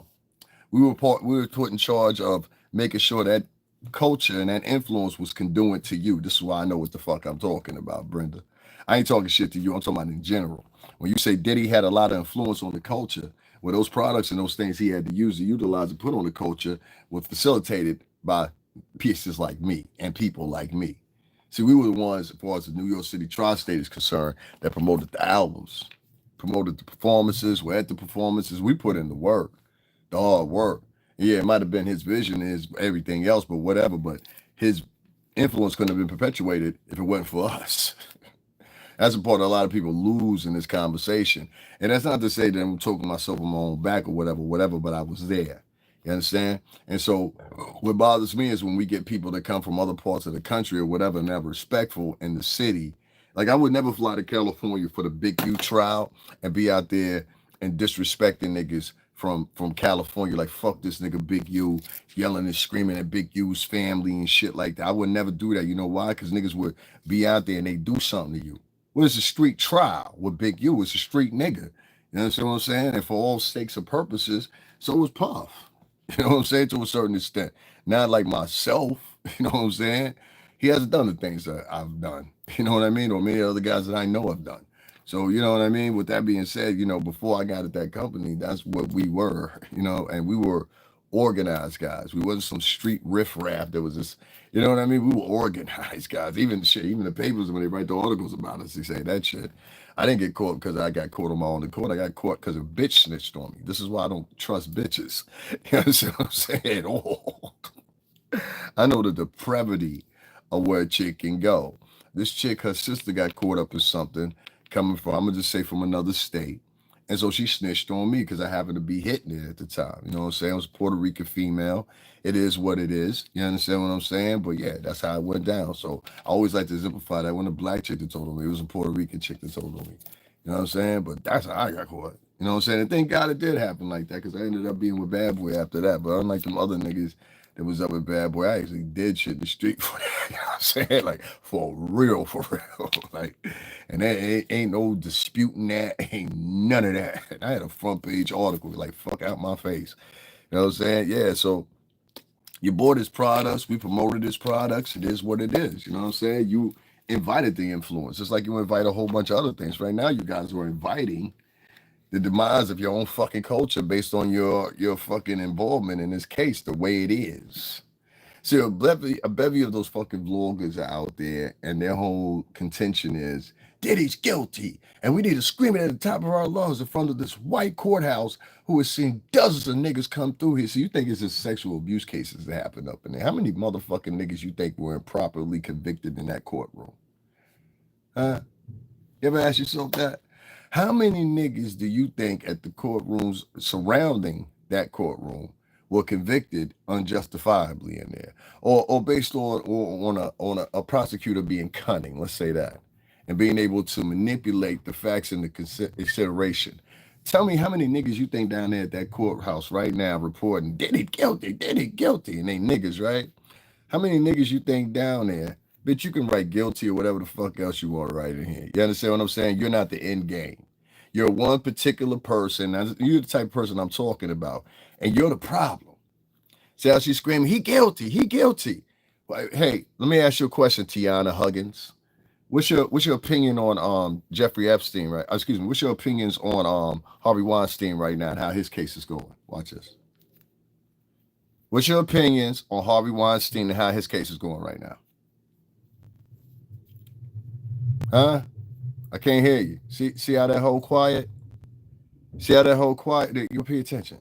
See how that whole quiet? What's your opinions on how the case is going with the CEO from Abercrombie and Fitch and his abuse case? What's your opinions? Come on, give me a chance. It don't take that long to write nothing. Okay, so bitch, write what your opinion is. What's the holdup? Why you stalling? Huh? If you would take the time to write sarcasm, take time to write your answer. Or you're not a real intellectual, you're a disruptor. And you're part of the circuit that I'm talking about. No, ho. Stay right here. See, you the bitch I'm talking about. I'm glad you showed up, ho. I'm sorry you showed up. Now she see what I mean? She want to write everything else but what we talking about. If you're not pay attention to it, guys. She want to write everything. This is the ones I'll be telling you about. These are the disruptor bitches. And these disruptor bitches are in the way of real women. See, I asked her one simple question. I said, and I wanted it for the audience because I wanted y'all to see, and she did exactly what I thought she would do. I said, Tiana, what are your thoughts? Bitch, I've been on here for 1 hour and 23 minutes. What kind of drugs you think last that fucking long? And what am I exactly missing out of the conversation if I'm ignorant? Do you even know the definition of ignorant? That means I'm lacking intelligence about something specific within the conversation or that of a particular subject or whatever. So what exactly am I ignorant of missing here? Because what you're missing is you're trying to disrupt and you still haven't answered the question. And you think me, myself, and my audience, you can distract them and think that my audience is dumb enough not to pay attention that you didn't answer the question that I asked you. Now, what I asked you, whore, I said, bitch, Answer me and tell me what you think about Harvey Weinstein being retried, not only even around the corner from where Puff is on trial at right now, you stupid, silly whore. I asked you, secondly, after that, and you still haven't answered. I said, and what you wrote back, 1, 2, 3 sarcastic replies. So, bitch, it sounded like you the one that's high because you can't even motherfucking follow simple symmetry when we just asked you to answer a simple question. Now, you're part of the problem. Part of the problem. So the same type of motherfucker that I'm explaining right here, and everybody's been engaged in my conversation, is you. Now I'm glad you showed up, whore, and if you're still here, stay here. Hoes like Tiana Huggins, aka Huggy Pampers, probably. You understand what I'm saying? Is a problem because of this possibility. If you have bitches that are doing this on a constant level, they're able to motherfucking mutter up and turn around and get the good women involved in their bullshit without sight and consideration. What you ladies need to do, the ones that went to Yale, the ones that went to NYU, the ones that went to Columbia, is you need to start asking these bitches questions. You understand what I'm saying? Don't allow a bitch to self-explain to you why things is way they are and why they want the what and how they are based off of how the fuck she feel inside. The court is not based off your emotions, ladies. That's why y'all saw that bitch get destroyed in the courtroom yesterday. And I told y'all Sunday she was gonna get destroyed. Y'all didn't believe me. You said, I said, no, the domination will continue today as well. And today as well. Tiana, we reason and discuss the serious things. Yeah, I told you that they're sent here. These women like Tiana are part of a bigger circuit of white supremacy that y'all don't understand.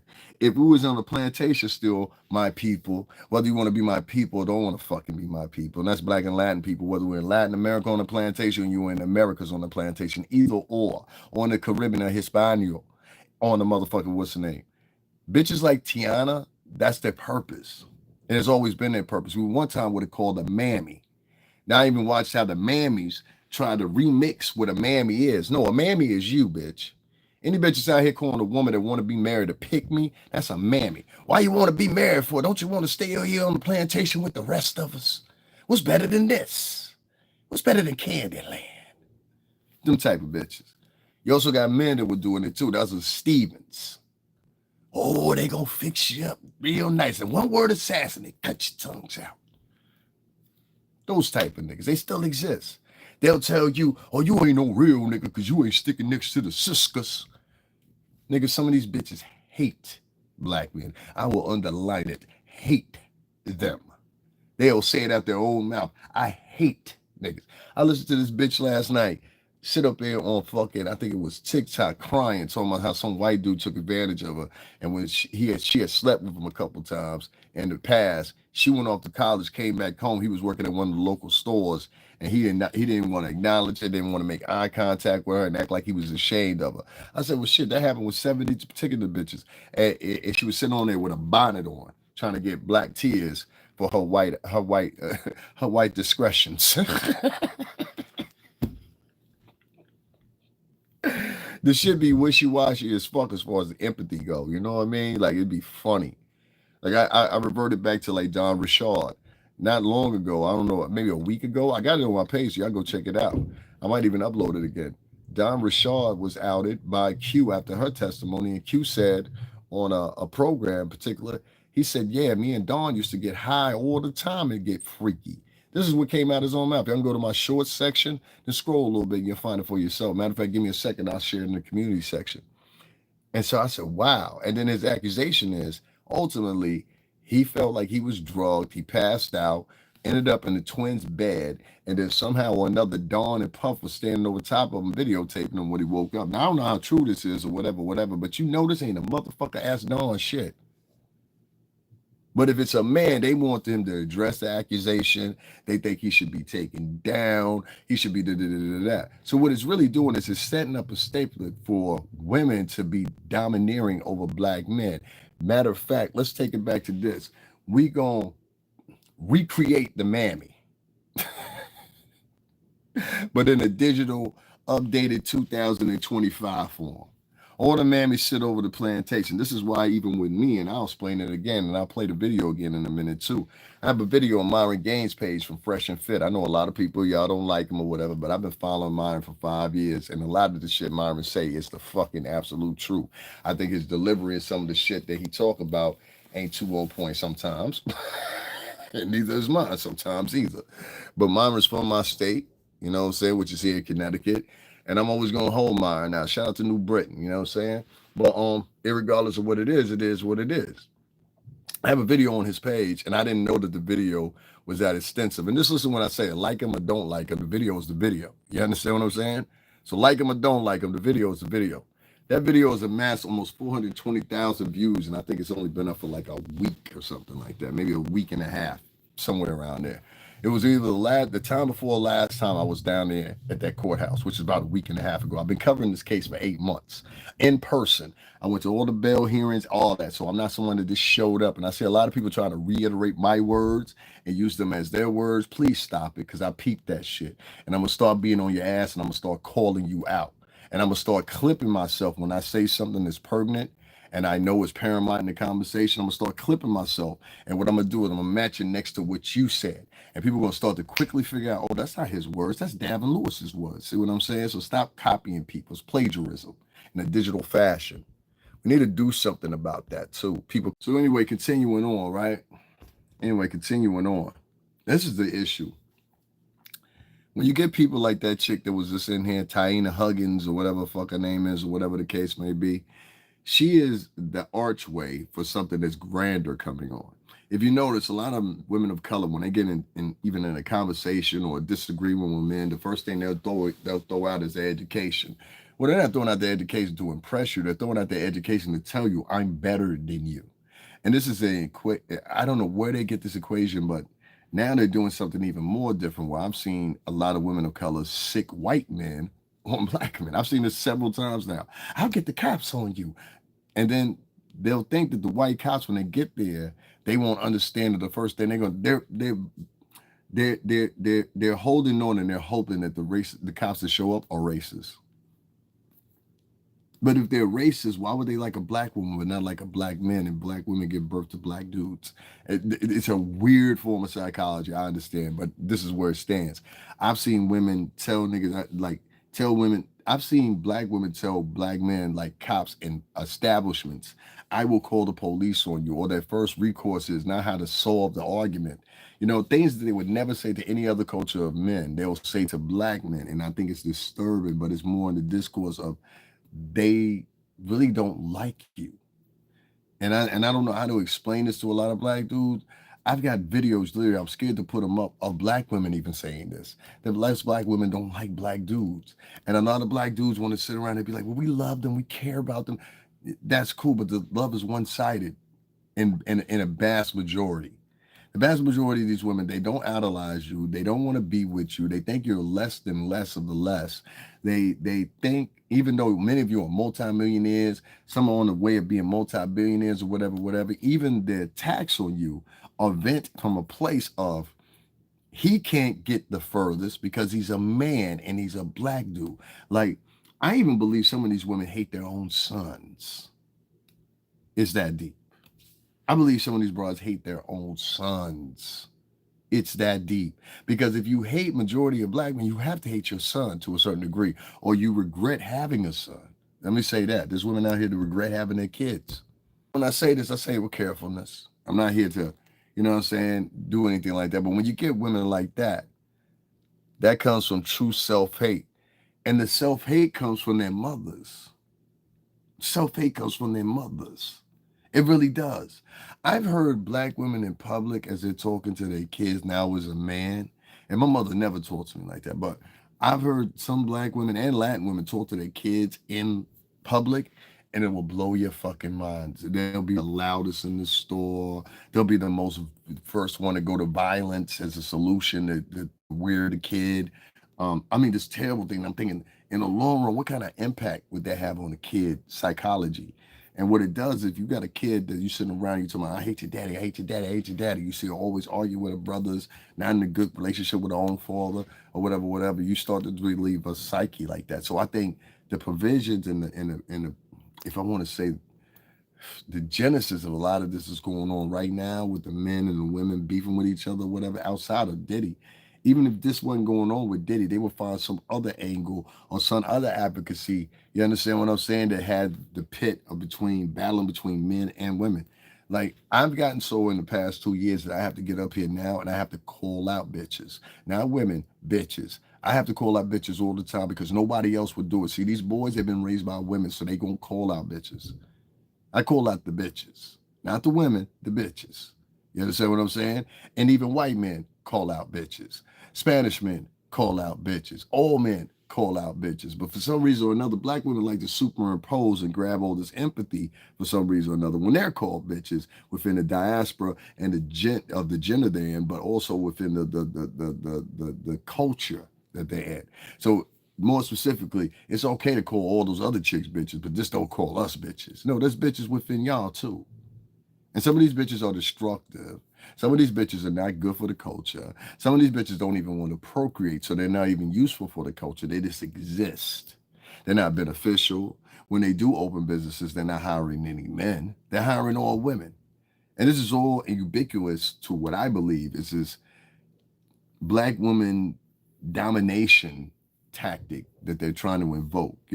Girls rule the world. That was the purpose of that song in many voices. People don't understand that. It really drove some women. If you were 16, 17, 18, that's who that song was made for. Wasn't made for the old chicks. I don't understand why black men and women don't see the conquer and divide tactic. Well, black women now see feminism. And the men, they see the feminism too because they were raised by women. That's why most of the people that you see down at that courtroom, and I say with exception of two of them, because I don't know their stories. I don't know Denard's story like that, and I don't know Maul Wiggins' story like that. But the other ones I get to see by perception. The majority of them down there are LBGTQ men or two black women. And I was even watching where, Loach was popping. I was seeing when it's professional, you heard? Pedazzo, you heard? Diddy team. I was even in Chrome, I was even listening to him take a little piece or whatever, and I listened to a woman walking past him talking shit as he was getting interviewed. And I was like, yo, that's the same type of shit that happened to me. So the women down at the courthouse are passive aggressive as fuck. You understand what I'm saying? Because they believe that the white police officers inside are gonna have their back. Some of them will even go as far as to say and be this dumb. And this is why you gotta be careful when you fucking with these bitches. A lot of these bitches will turn around and be like, girl, I'll go get my people then. They come down here to the courthouse and have it out with you. Bitches, you just say you gonna go get your people and have them come here in front of the fucking federal courthouse. Or like somebody was in my chat the other day, it was like, yo, you saw Lil Rod in front of the courthouse and you ain't stop him and tell him your peace of mind? Why? So me and Lil Rod could have it out and then we both in handcuffs and go right around the corner so they can book us? This is the type of motherfuckers you got in mind right here in your mindset that are down there at that courtroom. That's why I ain't been back down there because I'm like, yo, if I go down there and I know one of them niggas bother me, Sean, we ain't gotta get you there. You know what I'm saying? Like I know this shit like the back of my hand. I ain't gotta get you there. If I feel like you violate me that much, I'll get you. You know what I'm saying? If it come down to it and it's that serious, if it's not, let it go. You know what I mean? You're not gonna win. Trust me, you're not gonna win. You know what I mean? Only person that can equate as far as stretch even somewhat would probably be Gene. You know what I'm saying? Like, and his people and mine is two types of part of the square. That's all I say, with two different languages. Yeah, is that fair? Two different languages, and I mean literally two different languages. I was assuming the Royals would be English, and you can assume and presume all mine would be Spanish. How about that? So that's what I mean by that. And other than that, I'm not worried about name one of them motherfuckers down there for real. I'll light you up if it's needed. So my thing is here, and I ain't talking about with no gun or nothing like that either. But don't get in my fucking way. That's why I said I don't want to. When I come down there, don't be trying to interview me. Don't be trying to get close to me. I ain't trying to interview nobody. I ain't trying to talk to niggas or nothing like that. It's probably two people down there I'll speak to. You understand what I'm saying? Because one of them, you know what I'm saying? I'm gonna talk like Yoda. Learning young Padawan. Learning young Padawan. Your path to the Jedi is near. He's starting to do like I do it. You know what I'm saying? Now he's smart. He's smart. He's smart. He's smart. So like I said, you know what I mean? Like there's about two of them down there I speak to. Other than that, man, don't motherfucker come speak to me. I don't want to talk to you about nothing. I ain't with no fucking Me Too movement. Don't talk to me about, don't you feel that Diddy's guilty and all that? Nah, bitch, I want to see more of the testimony. I don't feel no way right now. You know what I'm saying? That's how I feel. I don't feel no way right now. You know what I'm saying? And don't be down there. Like if you down there and you a vlogger, you new to that scene down there. Let me give you an example. I got into it with this chick, and the videos on Myron Gaines' page for Fresh and Fit. Y'all can go over there and check it out. I'll share it in a minute. I got into it with this chick down there, and it was crazy because the chick was out there and she was, pulling down her shirt, had her breasts exposed and everything else. And all these women were sitting there and they were watching her and they were laughing and they were giggling. It's a federal courthouse. This woman had her breasts exposed in front of everybody in public. Nobody arrested this woman. Nobody attacked this woman for public indecency. No nothing. Everybody just grinned and giggled or whatever like it was one big joke. Now, if I pulled my cock out in front of everybody, I'm just saying, you know what I'm saying? This figuratively. If I would have pulled my cock out in front of everybody, in front of a live audience and said, hey, you know what, shorty? You like this cock? You want to do something with it, don't you? Huh? Don't you? This is in the video. I'm dead serious. He had to blur it out. This is in the video. I'm just giving you what is in the video. I didn't know this part. I kind of walked into it. I seen Myron and I heard a chick yelling, but her back was turned to me. And the video, finally, people got to see because they saw it from the perspective of where I was filming. But now you get to see it from a different perspective.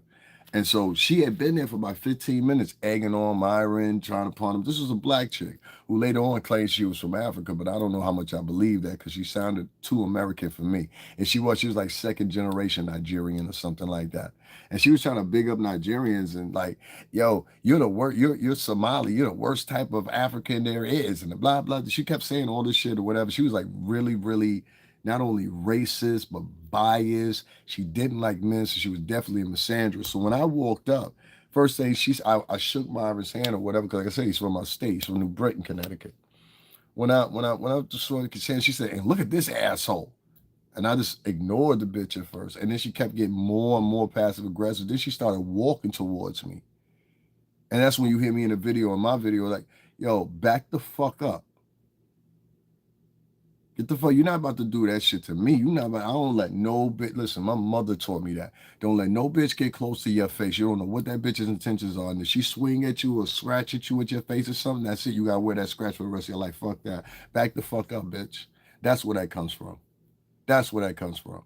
My mom used to tell my nieces, excuse me, not my nieces, my girl cousins that their mother used to tell them that don't let nobody get close to your fucking face. Don't let nobody get that close to your fucking face, especially no chick. Chicks have a tendency to scratch each other and they scratch men. They particularly like to scratch men when they get into it. Trust me when I tell you this, they either like to scratch you or bite you. You know what I mean? So no, you ain't getting that close. I don't know what you're I don't know you. You dress funny. You look like you smell funny. You got hair up under your arms. You got a pair of panties on and shorts. You got pink shoes on, yellow socks that are mismatched yellow socks. So you found one yellow sock over here, another yellow sock over there. I'm giving y'all an example of what she looked like. She had a crusted throat that looked like it had been combed out. It looked like she had been sleeping and just woke up and put that shit on. Like didn't wash her vajay, no nothing. She looked disgusting. And all these women were out there, and she had I forgot to tell you, she had the pin down wig. Like the shit wouldn't even stay on. It fit over top of the hair that she already had, a little bit of hair. It was just terrible, Sean. It was terrible. And so I started joking abroad or whatever, right? So we throwing jokes back. I ain't telling the chick, yo, I'm gonna beat you up. I'm gonna do something to you. I don't say none of that. Y'all don't hear none of that in the video. And other people now have reviewed the video from England, Australia, and a couple other countries. And they all say the same thing. So I know I'm not wrong here. It's just the way that Americans are now. And I'm starting to see that.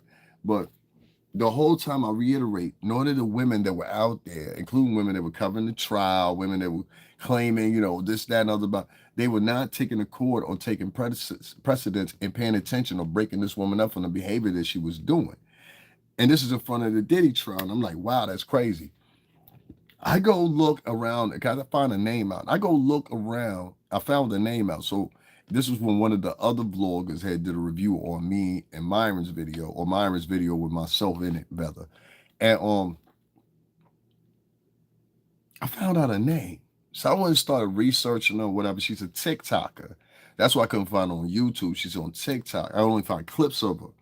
So I go to TikTok, I check out a page or whatever, and I'm seeing this crazy shit on there. Like there was one video on there where she was taunting Don Richard, asked Don Richard, how was his dick? How big is his dick? Like she says this in front of like media and press as Don Richard is walking out the bar. Like this woman just kept on continuously being disrupted, but none of the women until it affected them was saying something. These were black women out there. They didn't care how that woman acted. And I said, yo, that's crazy. But they had something to say to me as soon as I started joking the bitch. And so, incoincidentally, now that I know, I didn't know at the time, you know what I'm saying? I hope son ain't got a problem with me, but son, if you do, to speak to me, you know what I'm saying? To speak to me with respect, though, because, like, I'm just as stupid as you are. But, like I said, though, other than that, if you watch the video, you'll see one woman that was sitting there and she was laughing along with the rest of the women when this woman was doing all kinds of shit, talking about people's mothers, everything else. She's the first one that starts walking towards me. And I'm like, why is this woman walking towards me when you didn't walk towards when she was walking towards Myron? You didn't walk towards when she was walking towards me. You waited until you saw me walking towards her and you see her getting louder and getting more violent. You see the chick trying to get away from you and try to come towards me to do God know what. So I will defend myself. You understand what I'm saying? But right now, in this very moment, I don't want to do nothing to this chick. You understand what I'm saying? We having a game of the dozens. She lost that. That's why she was getting mad. You know what I'm saying? I know how to joke niggas. I've been joking niggas since I was in like third, fourth grade. I'm good at it. You know what I'm saying? I'm a little rusty because I don't be doing that on the regular no more. But you know what I'm saying? When it need to be done, I know how to roast the motherfucker. You know what I'm saying? I've always known how to do it. It's a gift that I have. So it's like for me, I don't really take shit serious like that, but a sensitive motherfucker, but at the same time, you came out there with evil intentions. Oh yeah, and then there's another video with her chasing reporter from either Fox or Pix 11 saying disgusting things. So this woman was a problem out there. But all the black American women out there was cool with her way she was acting. In the name of the Me Too and feminist shit. You see what I'm saying? There was some white women out there too, so don't get me confused. But it's just, I don't know, man. The discord that's happening down there at that trial or whatever.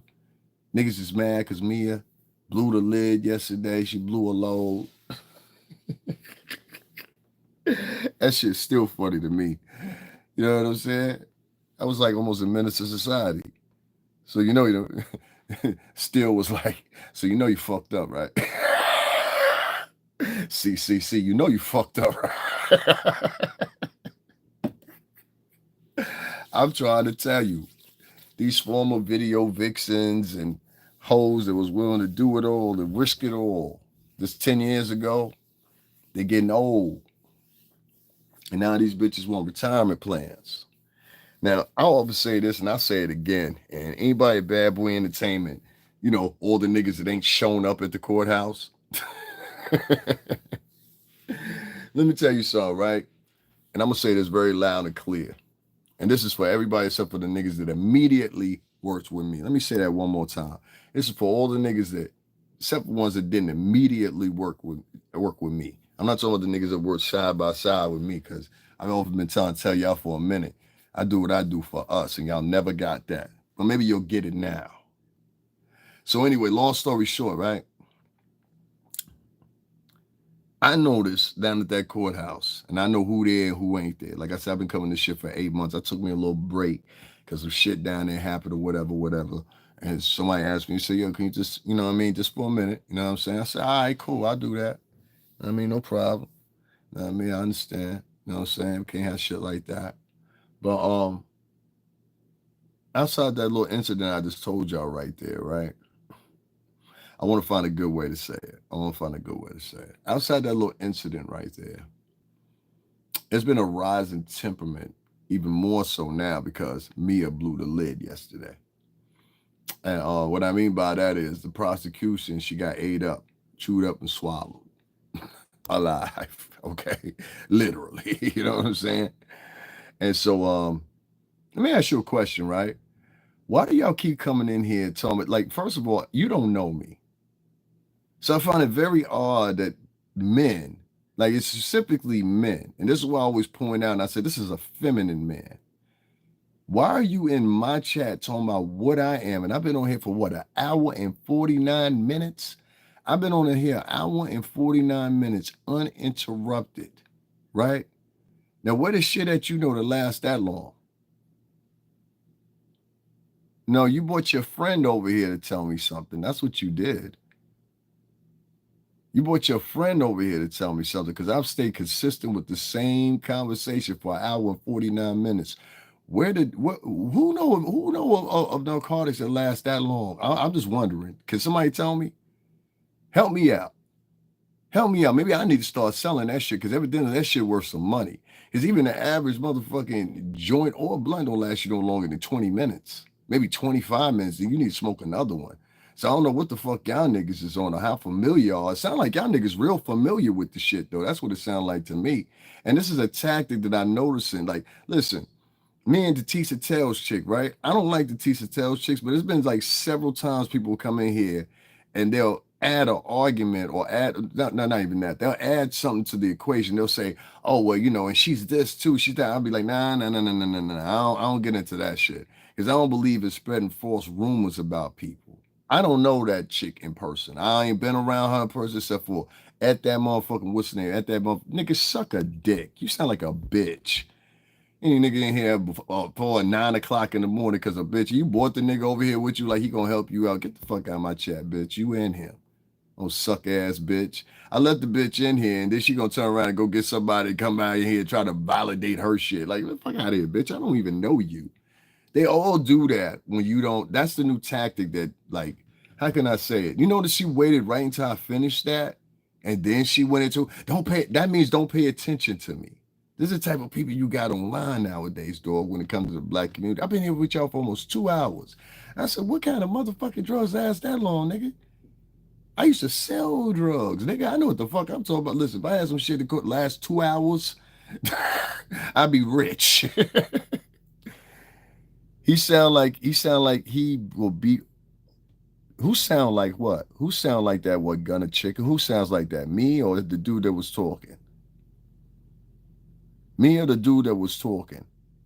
You gotta clear it up for me. I don't know who you talking about. I don't give a fuck about either one of them. Them niggas, they send people over here to my page. This niggas that don't even like me that's in my chat right now. You sound like you beat girls up. That's ironic. You must have seen the video, huh? That's how I sound like. You sound okay. So I sound like I beat girls up, but even though I sat out here and said that, yo, don't worry about Tisa Tells, I ain't gonna never put my hands on her. I sound like I beat up girls, but the bitch in the video and internationally people that's carrying the video, nigga, shut the fuck up. Because in real life, nigga, I'll put one in your motherfucking stomach. Understand? Slow that shit down real motherfucking quick. Ain't no sons over here, nigga. I'll put one in your stomach and every nigga that's with you. You understand me? Claro que sí en la mente ahora. Calm that motherfucking shit down. Ain't no bitches over here. You want a fucking bitch? You go talk to the bitches in the kitchen making your breakfast, motherfucker. Ain't no bitches over here, nigga. And anytime you want to meet up or whatever the fuck you want to do, tough fucking guy, we can do it. Don't come in this motherfucker thinking you scary. I'll show you fucking scary, motherfucker. Let's see how much you talk with that fucking tongue cut out your mouth. Huh? How tough would you talk then, huh? How would you type with no fucking fingers? Don't you come up here from this motherfucker telling me motherfucker scary. I'll show you fucking scary, motherfucker. Huh? Hard to talk scary when your motherfucking mother's missing. You better watch your fucking mouth, nigga. Anyway, fucking excuse me on that, guys. Send location. Nigga, you ain't even got a picture in your motherfucking shit. You ain't your man's is a bitch. You ain't your man is a bitch. You ain't your man is a bitch. Don't come in my shit talking tough if you ain't got your profile picture and you ain't got your real fucking name there. You pussy. You pussy. If you ain't got your real fucking picture and your real fucking name, see, that's my real picture and my real name and my profile. If you ain't got those right there, you ain't scaring no motherfucking body. You a coward. You a coward. Another one in here trying to talk to me. Nigga, you want to kiss me in the mouth, you hoe ass nigga? He's just hoes. What you mad about? What you mad about? I keep trying to tell you these niggas is out here and they working for white supremacy. They don't want me to tell y'all the things I'm telling y'all. If Puff was out right now, none of these niggas would have any of this shit to say. You niggas is scared. That's why you got fake profiles, because you're scared. So take your scary ass over there. Because I ain't in motherfucking federal court right now, nigga. I will put one in your fucking stomach if you motherfucking threaten me. Make no mistake about it. All right? And I do other shit too. All right? Hard to talk shit to a motherfucker typing when you wondering where your mama is. You better calm the fuck down, nigga. Calm that shit the fuck down. I go for any motherfucker that wants to say, you think these niggas are talk? They talk. I don't talk. And find you somebody else to fucking get into it with. I'm not the one you want to. My shit is 8 pages long, nigga. I'm one of them niggas that will really do something to you. All that tough talk. I went to lift weights this past weekend. You understand what I'm saying? I did this. I don't give a fuck about none of that. Because I know the real truth. You gonna get in that motherfucking trunk, nigga.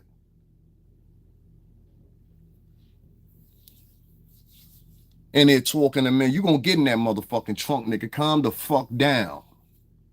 Calm the fuck down. And like I was saying back, I'm the wrong guy to do that shit with, dude. Trust me, I did time for shit like that. If you never done any time before, never been in booking or nothing, I'm the wrong guy to talk that shit to, bro. Trust me on that. I know as little as I appear, whatever, my little ass will get busy on you. Trust me. And it's not gonna be in the way you think. So calm the fuck down. Like I said, it's tough to type with no fingers. Esa que la mierda, esta puñeta marenos ahí, entonces siempre pero en la boca. The fuck out of here, nigga. Like, calm that shit the fuck down. Now, like I said, let me get back into my constitution here. Pardon me, guys. Yeah, a lot of people on this fucking app that want to send a location and all this shit. Nigga, send your location. It's like, I'm not your motherfucking uncle. Your name is B Rabbit. Who fucks you in the ass on the weekends? Your name is B Rabbit? Really? That's your name, B Rabbit? Who fucks you in the ass on the weekend? I gotta ask that question. Who does it? You bending over for somebody. Who? How many followers you got here?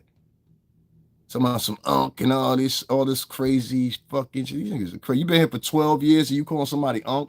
Hold up. So you been here since 2013 and you calling somebody unk? Nigga, you's the unk. You been here for 12 years. 12 years, you fucking loser. So his name is B Rabbit. This nigga's a professional loser. You can't be here. So like I was saying, back to what I was saying here, right? And I'll fuck your mother. How about that one? I don't take. Did y'all hear me in here threatening anybody? Did y'all hear me in here? Y'all ain't hear none of that, right? But you'll get these cocksuckers that come over here and they be like feeling like they can say whatever the fuck they want to say to me and there's no repercussions for that. Nigga, I will do something to you. Look at me. I will do something to you. I don't give a fuck about you, your family, your kids. I don't care about any of that shit. All right? This is one of few fucking times where somebody is talking that shit ain't really fucking me. I implore motherfuckers ask me to do something to them, okay? So calm the fuck down, watch who you talking to, and live a nice life, okay? Go live life, go play with your kids, go play with your family. Leave me the fuck alone. You understand what I'm saying? Leave me the fuck alone. I'm not saying it can't happen or whatever. I don't want it to happen for you or me. We're too grown for that. So if you're over 30, 35 years old and you upset about something I say, then come here with your fucking picture and your real name. Don't be a fucking coward and sneak in here and talk shit to me to try to get me turned up so you can prove a point or whatever so people in return won't listen to me. So you hop online, taunt somebody, they get mad because you're taunting them. They reply back to you, and then you run back and tell your friends, oh my God, he did this, he did that. That is the most bitch form of fucking what you gotta be a real bitch made motherfucker as a man to do shit like that, man. That's real bitch made. Bitch, how old are you? How about that? Because clearly you can't comprehend things.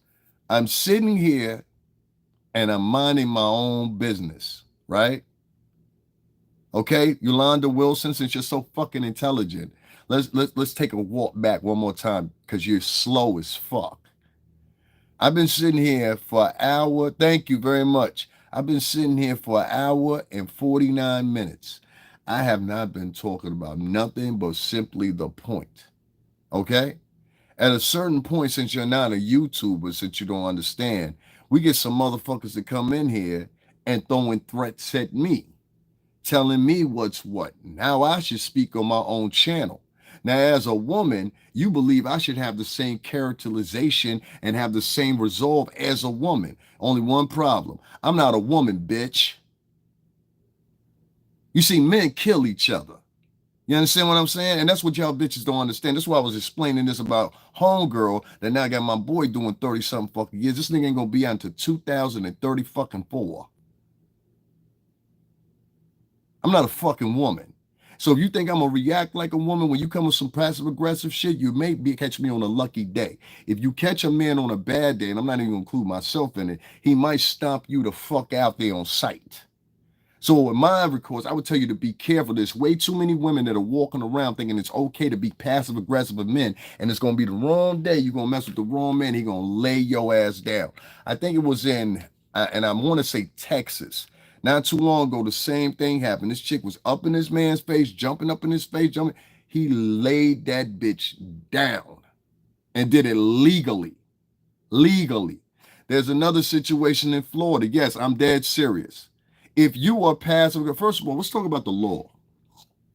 For some reason or another, women don't believe that the law applies to them when it comes to assault. Have you noticed that? They don't believe the law applies to them when it comes to destruction of property. They don't believe the law applies to them when it comes to stealing. They don't believe that the law, I don't know what it is, but black women don't believe that the law accords to them. No, bitch, those laws and statutes are written for everybody, both genders. So let me explain this to the women that think that they can just free fall, run around this country and do whatever the fuck they want to, whenever the fuck they want to, and say whatever the fuck they want to, because they under this pre-contrived notion that some reason or another, it's okay to run around on somebody else's page and threaten them when they're not threatening you. It's okay to go over to somebody's page because you disagree with them or whatever, and say whatever you want to, whenever the fuck you want to. No, it's not okay to do over here. So you could key, hi, key, he, or whatever. That's not the way I live. And your interpretation of how I'm thinking or what I am, you've never been around a motherfucker like me. People that been around motherfuckers like me know that I'm not a key, he, motherfucker. People that have never been involved in anything or think that they could take somebody based on size or whatever, not rendering the fact that you've never seen none of the other motherfuckers that I say I got with me. So you're not very strategic. You understand what I'm saying? So you spilt your whole full load. It's like a card game. You show your whole deck. I ain't even show number one card. And with that one card, I beat you. That's why I was holding it. You better wake the fuck up. There's a few people that I know for a fact that are part of either Bad Boy or part of my past life based on my popularity here on this YouTube shit, go around and they'll say a little bit of anything because they want to be interjected into the same conversation. You didn't know me before then. You don't know me now, a lot of you. You understand what I'm saying? Some of you, I give more attention to than you deserve. To be quite honest with you, some of you ain't even deserving of my loyalty, yet still I'm here. I often sat back before and I said, isn't it funny that there's nobody from Bad Boy Entertainment or none of these superstars that party with Puff for years down at that fucking courthouse? And a lot of them, a few of them know that they're expected to come up within the next couple of weeks, don't you? Huh? Some of y'all are supposed to show up in the next couple of weeks, don't you? Huh? You know who y'all.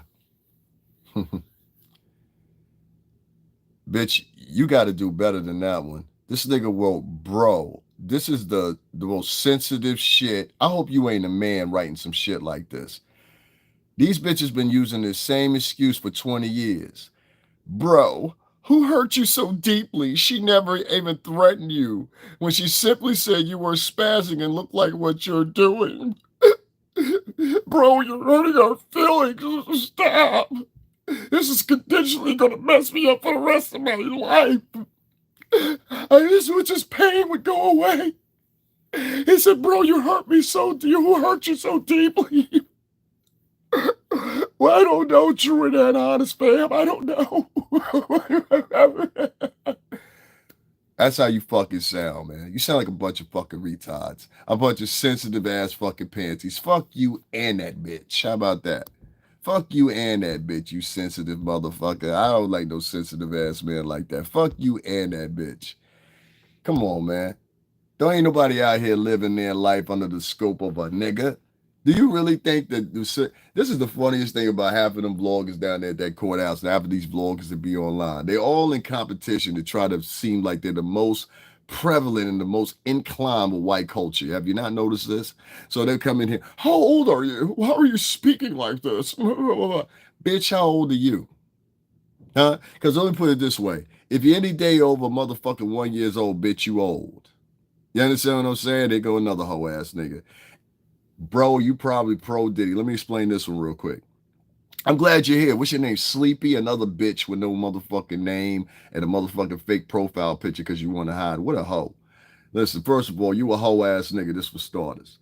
Second of all, let me put on my audience here because remember I told y'all they have this little staplet that Black Americans do now within the diaspora. And this is why it's so important that so many people make sure they contribute. You legitimately freak among freaks, brother. Let me tell you something. If you point anything out about me or about anything about me that's false or whatever, I'm going to sue you. I'm going to sue that whore ass mother of yours. I'm going to sue your whore ass family. I'm going to make sure that you paying me to the day you fucking die. If you got any type of pension, I want in on that. If your kids got to go to college, fuck them. If your mom gets sick, fuck her. You understand what I'm saying? I'm going to get my check. You understand me? Keep talking. Keep talking. Keep talking. Now, like I said, you have a lot of people out here that are online nowadays, and what they like to do is they like to label this thing. Now, you see this cocksucker in the corner here? What did he write? Bro, you're pro Diddy. This is the separation right here that I'm telling you about. Now, pay attention. This is separation I was telling you earlier. So you have niggas down at a white courthouse separating themselves, talking about who pro Diddy and who ain't. And the ones that ain't pro Diddy, they telling the masses of the people this person is pro Diddy, which that mass is mostly inclusive of black people. They tell the masses of their followers, this is a separation and you must be like this. This person is pro Diddy. This person is anti Diddy. And the anti-Diddy crowd, they keep it up because of pure simple fact it makes them money. See, the anti-Diddy crowd that you got out there, I'm going to say 90% of the motherfuckers are some of the most insincere motherfuckers you ever meet in your life. They don't give a fuck about women. Look at me. They don't give a fuck about women's rights. They don't give a fuck about women in general. Most of these men that are out there give a fuck about themselves and their channels and their views and their likes. They doppelganged it from seeing niggas like me who've been out there for 8 fucking months covering this shit. Yes, I did say that 8 motherfucking months. I don't give a fuck if y'all niggas been out there for a week and a half. You still ain't been out there longer than me. I can wait till the last week of the trial and come back and you still ain't been more involved than me. So I don't give a fuck. Now the bragging rights is, were you in the courthouse or were you outside? You know what I'm saying? Like they become decadent, weak. You see how they argue online. Bro, you're pro Diddy, so we must separate ourselves. Mind you, I can't tell if this man is white, black, polka dot. I don't know what his race is. He might even be a Middle Easterner sitting in fucking Punjabi province right now. I don't know who you are. But the sentiment alike is the same, in which I was explaining to y'all earlier. Y'all have motherfuckers out there in that courtroom with a divisive notion talking about who's pro Diddy and who's ain't pro Diddy or whatever. And what I keep finding is it's these loudmouth chicks out there that are Me Too supporters, yay, vajay, and in my opinion, a lot of them either full lesbians or quasi-lesbians. You understand what I'm saying? Out there telling everybody what they should think. People are getting interviewed. These women are walking past, yelling whatever the fuck they want to yell at the men, like I saw with Luke Shikes today, like I saw with another person that was getting interviewed or whatever. These bitches are down there acting like they run the spot off of Me Too shit. These bitches are in people's chat rooms telling people, you're pro this, you're pro that. Bitch, you don't know who the fuck I am. And I don't deal in absolutes. Who the fuck are you to decide what the fuck I am? Do I look like a pussy, bitch? You don't tell me what the fuck I got to decide on. That's real life or offline. You know what I'm saying? Excuse me, online or offline. I'm not that type of dude, bro. I don't know what the fuck is in y'all mind or whatever. Listen, I'm not from the pro pussy nigga, digital pussy nigga generation. You understand what I'm saying? Like, listen to me very quickly. I'm not from the pro pussy digital era. You understand what I'm saying? I would do something to you offline, motherfucker. Stop all that tough guy shit. Stop all that. You gonna throw out absolutes, who's what. You don't determine who the fuck. All right, you know what? Some of the major media up at Fox is pro Diddy. Some of the motherfucking niggas at CBS is pro Diddy. They won't tell you, but they are. Some of the motherfuckers at Associated Press are pro Diddy. Some of them are pro Trump too. Do you get in their chat room and say any fucking shit like that? Do you try to get the black community to divide with them on that one? Do you do that one? No, you don't, because you're a fucking punk. That's why. So you won't take ahead of the motherfucking real contrives, and you got restraint for when you're talking to white people, but you don't want to have any restraint when you're talking to your own people. I mean, some of your own people topple you in power. You always think that, this has a problem with black Americans. They always think they equate in power. They always got to challenge somebody. Challenging me is not going to work for you. It's not gonna work for you. Trust me when I tell you this. So when I say to you, I don't never say nothing. I don't get on my job. I don't get on my shit and sit there and tell people, yeah, I'm gonna do something to you. Just be doing it to you. If you just tune in and you hear me saying what I'm saying, rewind the shit and see why the fuck he was saying that. That makes you less intelligent. I haven't been sitting up here for talking about nothing but what I'm talking about and trying to educate these people on what I'm trying to talk about. And motherfuckers want to sit up here and talk to me and be like, oh, it's okay if somebody comes in and threatens you. It's okay. And then you want to have people that come in behind them and back up the motherfuckers that was in here. There was one person in here that started off the trolling. I let them stay. This little experiment I've been trying to do. So I let them stay. This motherfucker went and got another motherfucker, came over here and tried to feed out the same shit that I was saying, but they only want to do it when I'm making a point. Y'all don't find that suspicious as fuck? Every time I made a point, the motherfucker would turn around and write some bullshit in it. That's crazy, right? You don't get it? These are people out here that are online and down at that courthouse that motherfucking are pro-white supremacists and they have black faces. And I know a lot of y'all don't believe it or whatever, but it's very true. A lot of these tap dancing goony coons that motherfucking got fake profiles and say whatever the fuck they want to and don't understand in real life, nigga, you will lose your fucking life fucking with me. You think I'm joking, nigga. I could have got some niggas the other night. They ain't even peep it. Huh? You ain't even peep it, did you, slow ass? There was one nigga that peeped it, the nigga that was on the corner in the black Jeep. I saw you too, nigga, but I saw you before you saw me. Huh? Out there with them silly ass niggas. I ain't gonna say where I was at, though. I ain't gonna say where I was at, you know what I'm saying? But I don't understand how a nigga be sleeping in a tent trying to keep a seat for $20. Niggas is crazy. But you're not gonna come up in here. Oh, you just said I'm pro-rape. That's crazy, right? Let me show you what this motherfucker wrote. Now I went from I'm pro Diddy, I'm a legitimate freak among freaks, and now I'm pro-rape. Once again, Sleepy, I want you to remember something. When I get off this live, what I'm gonna do, right? I'm going to take a look at what your IP address is. I know you think you're going to be able to erase the profile and get away with it, but you're not. Your profile, and I got the picture, your profile stays an imprint on here. So what I'm going to do is I'm going to go and I'm going to find out who you are because you must be taken offline. You need to be taken offline.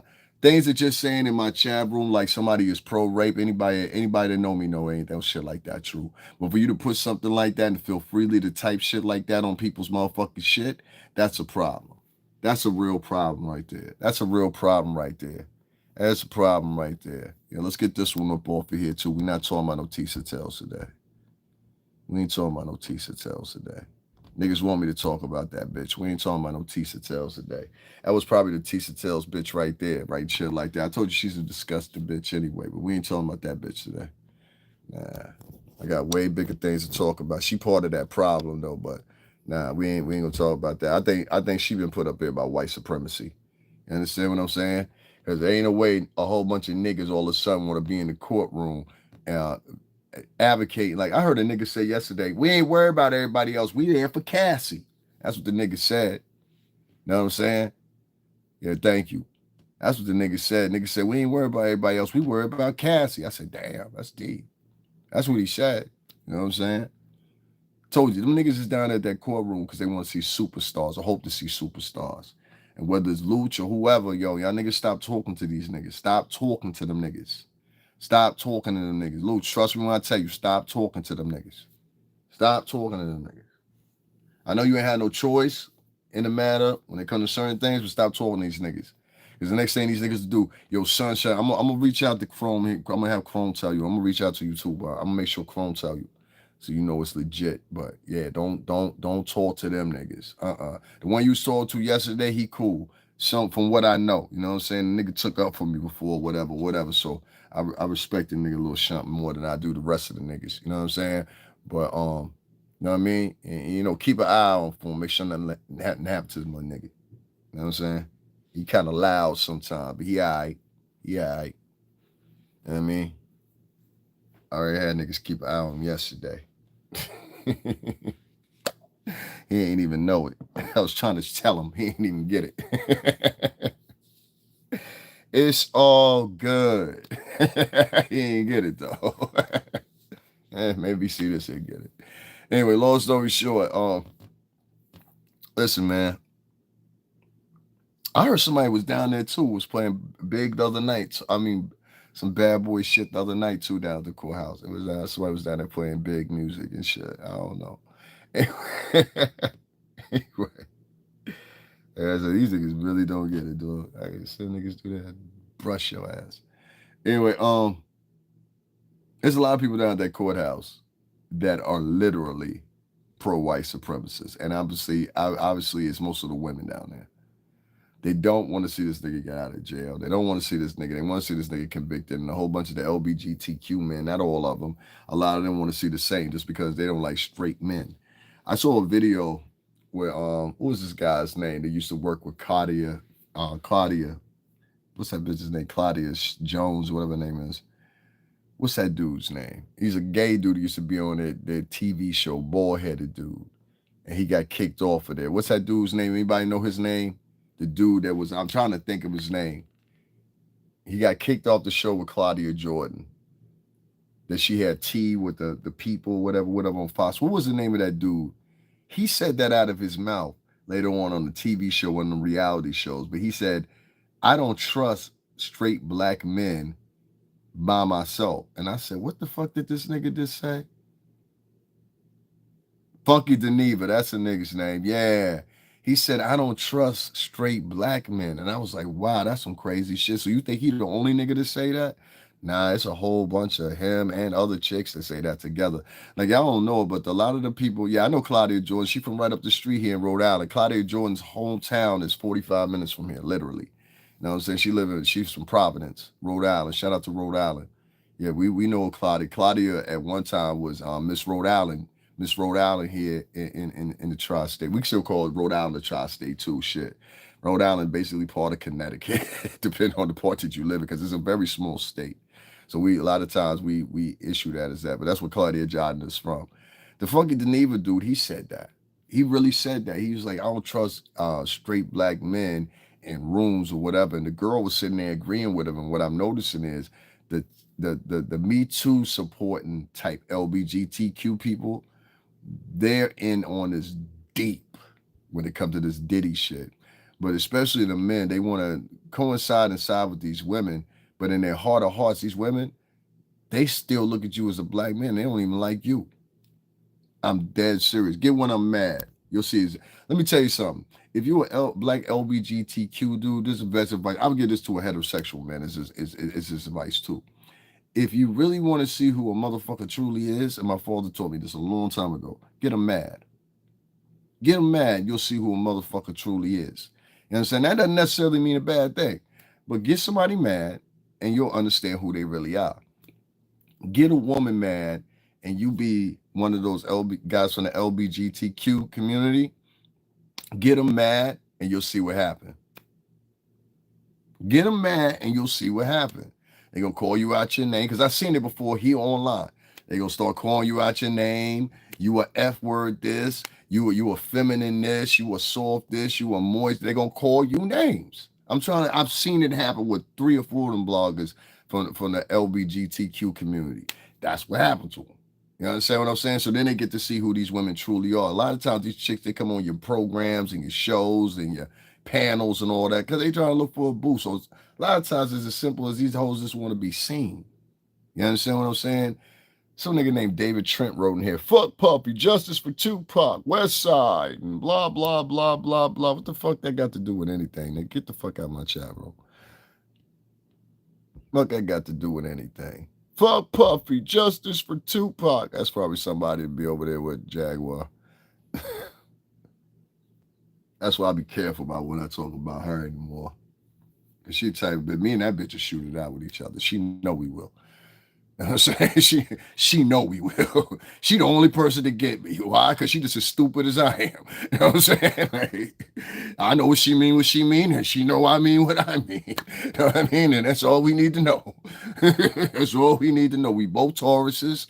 Is how we are. We the wrong motherfuckers to fuck with Tauruses. Trust me when I tell you this. We said we gonna do something to you, we gonna do something to you. Ain't no stopping us. We gonna do something to you. You know what I'm saying? Especially me. Yo soy la cubano la moreno.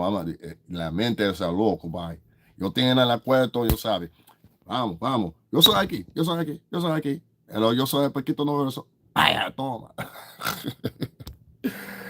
She just told shit and hope one day it stick. I don't know what she do, man. I ain't here to prounce on her, even though the bitch had pounced on me in 2 videos, showed up in the town or whatever. I rushed down that motherfucker too. I was like, I was half asleep. Nigga hit me on the phone. It was like, shorty, I was like, nigga, I'm rolling out right motherfucking now. Pulled up playing motherfucking Victory by Diddy. Walked through. I ain't seen the motherfucker nowhere. I said, this motherfucker just left. Had to have just left. You know what I'm saying? Not because it was gonna be some stunt shit. I want to see what the bitch. I wanted to rap with the bitch for a minute. Like, bitch, come over here to the side. Tell them niggas stay over there. Ain't nobody business but me and yours. Ain't nothing gonna happen to you. Step over here, so you can get some shit straight from my mouth. You understand what I'm saying? And this is why, and this is why happened. Bitch, I was supporting you from the beginning. Slow ass motherfucker. That's the shit that get me mad. Other than that, all that shit she told, I don't give a fuck about that shit. What I'm gonna do, beat Jaguar right up? I'm gonna beat motherfucking Tisa Tells up or some shit like that. Nah. Do I know some bitches that could take them? Yeah, but it ain't even at that. It ain't even at that event. You know what I'm saying? Like, to be honest with you, I'm on more discord with Tisa Tells than I am with Jaguar. You understand what I'm saying? Like, for Jag, I can say, yo, this bitch go back 5 years doing that shit. You know what I'm saying? But with this bitch, this Johnny come lately ass bitch that want to show up. And like I said, I'm so glad people starting to see through that shit too. But it is what it is. Bitches and niggas is down there at the courtroom trying to make careers off of Diddy. Nigga, the shit gonna be over in a few weeks, nigga. What you gonna do then? About that, what's going on, brother? Ain't shit, man. Up here cooking this good gospel. That's about it, man. Same old shit. Big homie CC talk a lot too, acting like he was around Puff in the Tupac days. I think the difference between all them niggas, including Gene Dill, is like, listen, I know 2 of the bodyguards. I'm not gonna mention their name, but they were around longer than both of them guys. You know what I'm saying? And like, admittedly enough, with I was around for 17 years and I never saw Big Homie CC one time. We was around Puff all the time. You understand what I'm saying? To the point where even the bodyguards would come through the office sometimes because it was cool like that. So we would see who was like, I can't even say the nigga name. See, that's the thing. I can't say his name. You know, but sometimes there's a breeze in the air. So I know a guy, right? Like I said, sometimes there's a breeze in the air. I know a guy that used to be security for Puff very well. You understand what I'm saying? And he don't have no stories like that. He was actually shocked with a lot of the shit that he heard was going on and whatever. And I could say this much. I know for a fact that the homies, and I ain't talking about because he ain't never said nothing about me as far as I know. You know what I'm saying? But the homie CC character guy or whatever his name is, he wasn't security for a long amount of time, no. Because I never seen him around, and like that's just my personal opinion. I talked to other people from Bad Boy that don't want to remain anonymous and shit like that, but you know what I'm saying. They seem to don't remember him either. So he would probably be in a guard that was there. Puff used to have a lot of these like intermediate guards that like, you know, they be there for a minute, you know, on a certain trip or, you know, this leg of a tour or something like that. And then you wouldn't see them no more. And a lot of it had to do with demographic wise. Like if niggas was in like Texas, you know what I'm saying? I'm not having security unless I need it. I'm not having security fly and pay for tickets for security from Atlanta to Texas. No, I just when I get down there, I have security that I already hired from a service meet me at the airport like they usually do. Like, yeah, I always want that. That's an extra expense. You could end up paying like spending like 10 grand on airplane tickets. Like, seriously, in a day. Like literally in a day. So no, I'm not doing that. I'm not doing that at all. So yeah, I know. I think that's what it was. I don't know how in depthly around he was. I heard he did some security work for Buster. Buster seemed to say he don't know him or remember him. Oh, I think, and this is just my opinion. And I proved myself a million times on here. I mean, I was around literally for 17 years, and if y'all paying attention to these testimonies and all that shit, do y'all not notice for the past 5 years I've been telling y'all, around about 2016 going to 2017, that's when I worked there. Listen to the testimony of the people that are up there.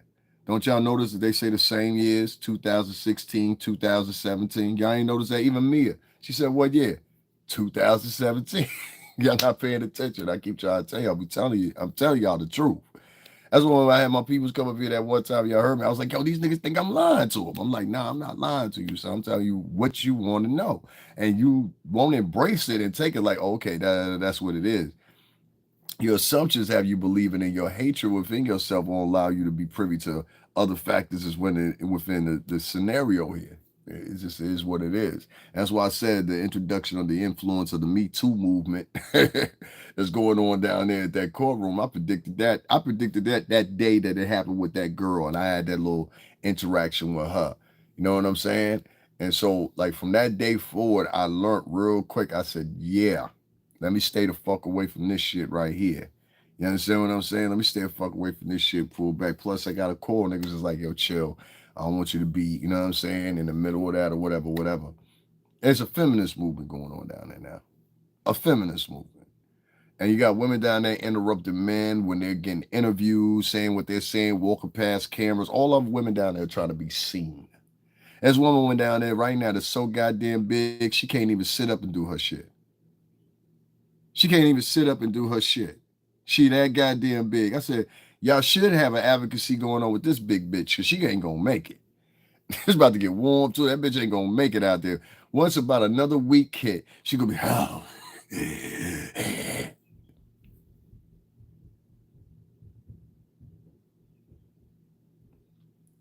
Bay Price, is that your name? Bay Price, let me ask you a question.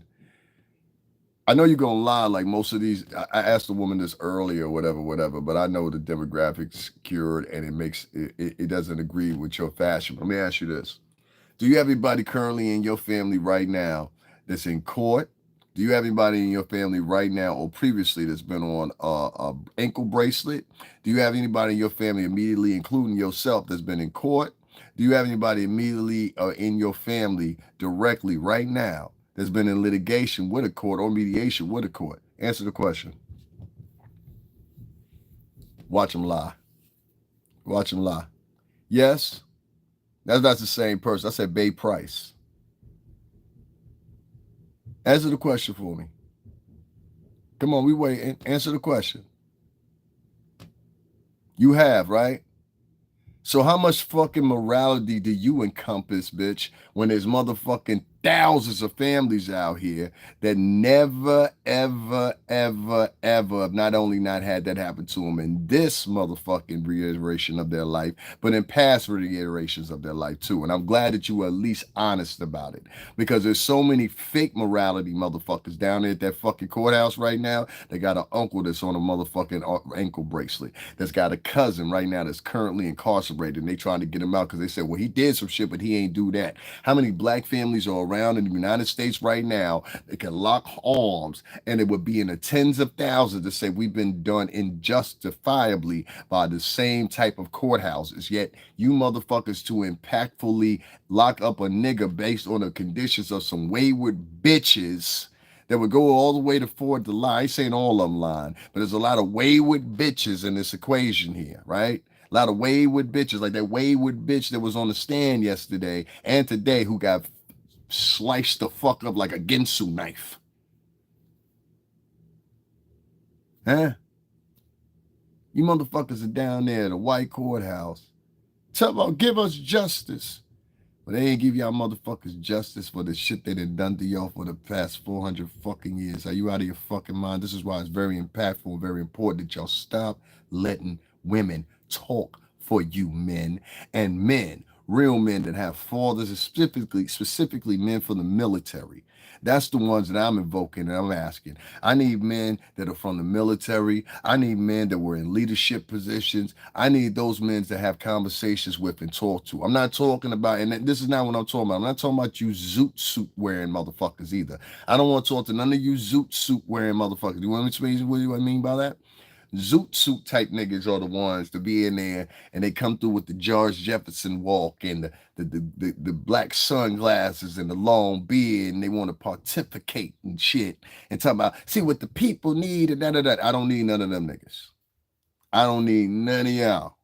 Y'all ain't never been impactful, respectfully, and you ain't gonna never be impactful. When you do become impactful, you end up like Brother Polite. When you do become impactful, you end up like Malachi York. When you do become impactful, you end up like some of these horrible motherfuckers that are out here. Give me a second, break face. And guys, I ain't even said my cash app, so I'm gonna say it because we had the 2 hour and 30-minute more. Guys, make sure y'all hit up the cash app, $ STRINGERBELL80. Let me continue on what I'm saying here.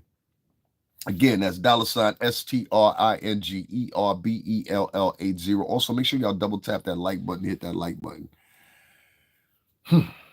We have a lot of people that are out of that courtroom right now. And they're just spewing out whatever they're spewing out. But particularly the women I wanted to take consideration to have the conversation because you can't be talking about morality and you got 2 or 3 side babies. See, I don't like no bitch talking about morality. And right now, you live in a home that's only got one parent. You understand what I'm saying? And that parent be you. I don't want to hear about morality if you was a teen parent and you were by yourself at that house. You have no morality. You was not adorned to those morality standards because your ass laid down without a condom and decided to have a baby out of wedlock and didn't even marry the man that you had the baby out of. I don't want to hear nothing about no motherfucking morality. Bitch had morality, you wouldn't be wearing no makeup. In the Bible, it says only harlots wear makeup. Yet still, you chicks go get BBLs, fake eyelashes, fake hair, and everything else fake to the point now that you don't even look real. Some of you women don't even have features on your face anymore. You ever realize that most of the girls nowadays you see online, they all look the same? Same haircut, same hairstyle, same lip gloss, same outfits, everything looks the same. Poses the same. And some of them look like almost like NPCs, like robots. They're like, hi, my name is Keisha. I will be your date for tonight. Like, bitches look crazy. You understand what I'm saying? I think it's leading to a lot of mental illness too. Y'all never notice that? The girls look the same, they talk the same, they walk the same. Y'all ain't notice that? They even have the same speech when they're online. Speech is hate men, don't like men. Yeah, the loud lashes are horrible. I'm trying to tell you what's going on and how older women and women that are a little bit more intelligent than some of the other girls, they're leading them there. And one of the conduits that they're using right now is this Diddy trial. This Diddy trial is being utilized. I've watched some of these female vloggers that are down there. This Diddy trial is now being utilized by some of these females as a precursor for you to become a misandrist and hate men. You understand what I'm saying? Along the line, they feed you all these false morality tactics or whatever, to make it implorable that you can get closer to white people if you just have some morality and just condition yourself and assimilate like the rest of us. Don't you want to be like the rest of us, Keisha? Huh? Come with us. That's what they telling you. And you bitches just don't get it. They are literally setting you up to be fucking puppets. And these bitches like, okay, we're going along with you. I'm the most intelligent. No, you're the most sarcastic in most cases. Not the most intelligent. An intelligent bitch would see this shit from a mile away. She would know how to equate things and add them up as far as trajectory is concerned. You bitches don't even see this shit coming. If it was a snake, it would have bit you. If it was a snake, it would have bit you. They're setting this motive up at that courtroom in hopes, outside and inside. Some of these bitches are inside. Like one particular bitch that she's on her last leg. She just don't even realize it yet. That's why I can't wait till it slap her in the face. I'm just waiting for it. Sometimes you got to be like, wait for it. Wait for it. That's what somebody told me. He said, just wait for it. Wait for it. Wait for it. So I'm just going to wait for it. It's a wait for it. You know what I mean? But long story short, you have this trajectory now within this conversation and upon the court proceedings where people want to, like you saw in my chat room just a little while ago, somebody came in here and tried to give me an absolute, you're a pro Diddy supporter. I said, I didn't say anything about Puff. I was talking about white culture. how do you how do you equate that to me talking about Puff? And so what I started to realize, this is the catalyst that these people use. Then they hear you talk about Puff or they hear you talk about the trial. They dealing these absolutes, and you can only be on one side or the other of the coin for them. You can't be on both sides. If you're on both sides, that's too much for them. If you're in the middle, that's too much for them. So you now have a society within a culture within subculture that now become absolutists. Either you with us or you against us. Either you with this narrative, you're not with this narrative. This is why so many anti-Diddy bloggers are making so much money. But will they continue to make money? Will they continue to be predictors of what the outcome is going to be of this trial? Will they continue to be the leading agents and leading all women away from men into a obscurity of dating exclusively white men, and depending on if the white men want them for their wives versus for one night, a whole inclusiveness of biracial, half black female and half white male babies that ultimately will be taught by that mother not to date men that look like her. I've seen this. I've seen this. I mean, anybody lives in Connecticut, you've seen this before. It's funny, but I've always paid attention to this in Connecticut. If you get, I had one friend, his name was Josh. I'm going to call him Josh. But Josh, and that's his middle name, but I'm going to say it. Josh is half black and half white. His mother's black, his father's white. Upon meeting his mom for the first time, I understood that she had a conditioning in her mind that she did not like black males. This is very honest. And later on, I found this out from herself, based on a conversation she had one day. You should pay attention to this. And I can only speak for Connecticut, and I can speak for, I've seen this in Jersey before.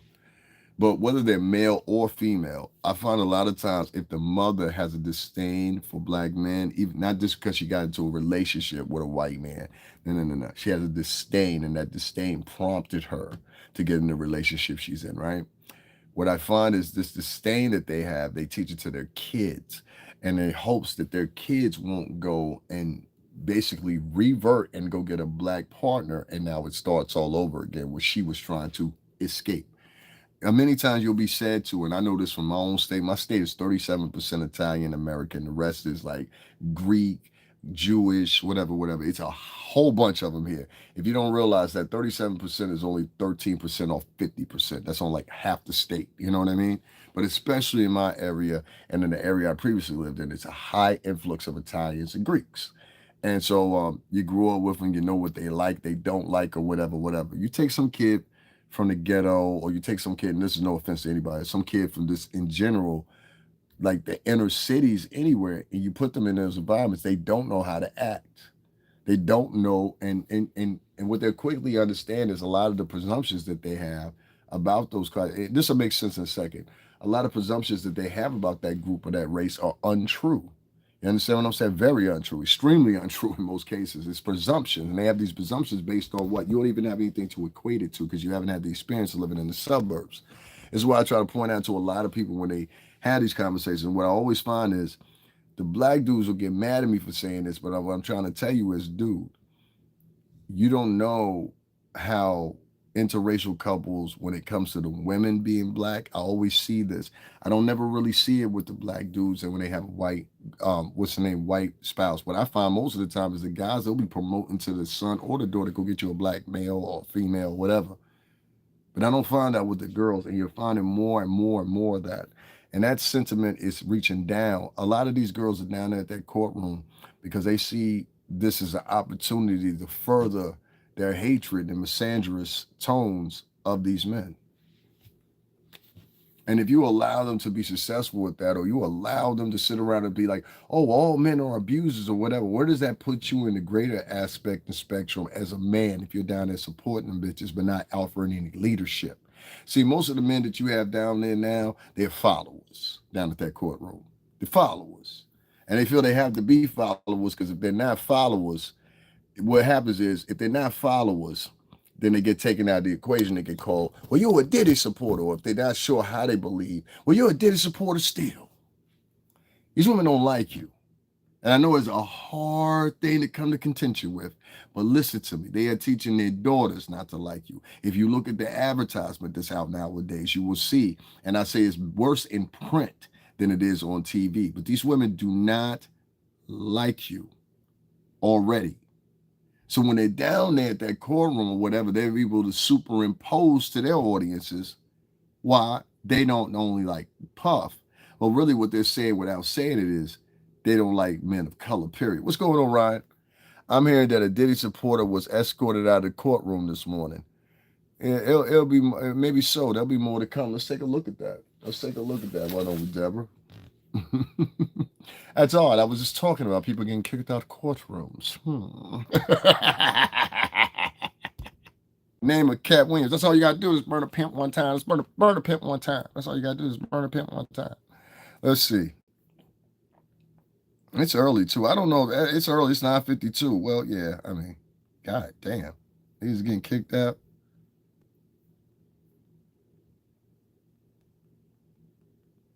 Let's see what happened. Let's see what happened, y'all. We're gonna continue this too. I'm probably gonna start the broadcast over and come back.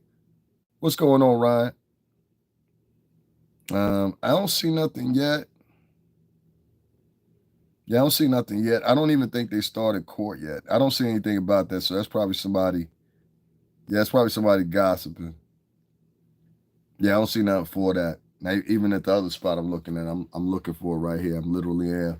I don't see nothing for that. I don't know if it comes out later. I just don't see nothing for it right now, Deborah. That don't mean it ain't true.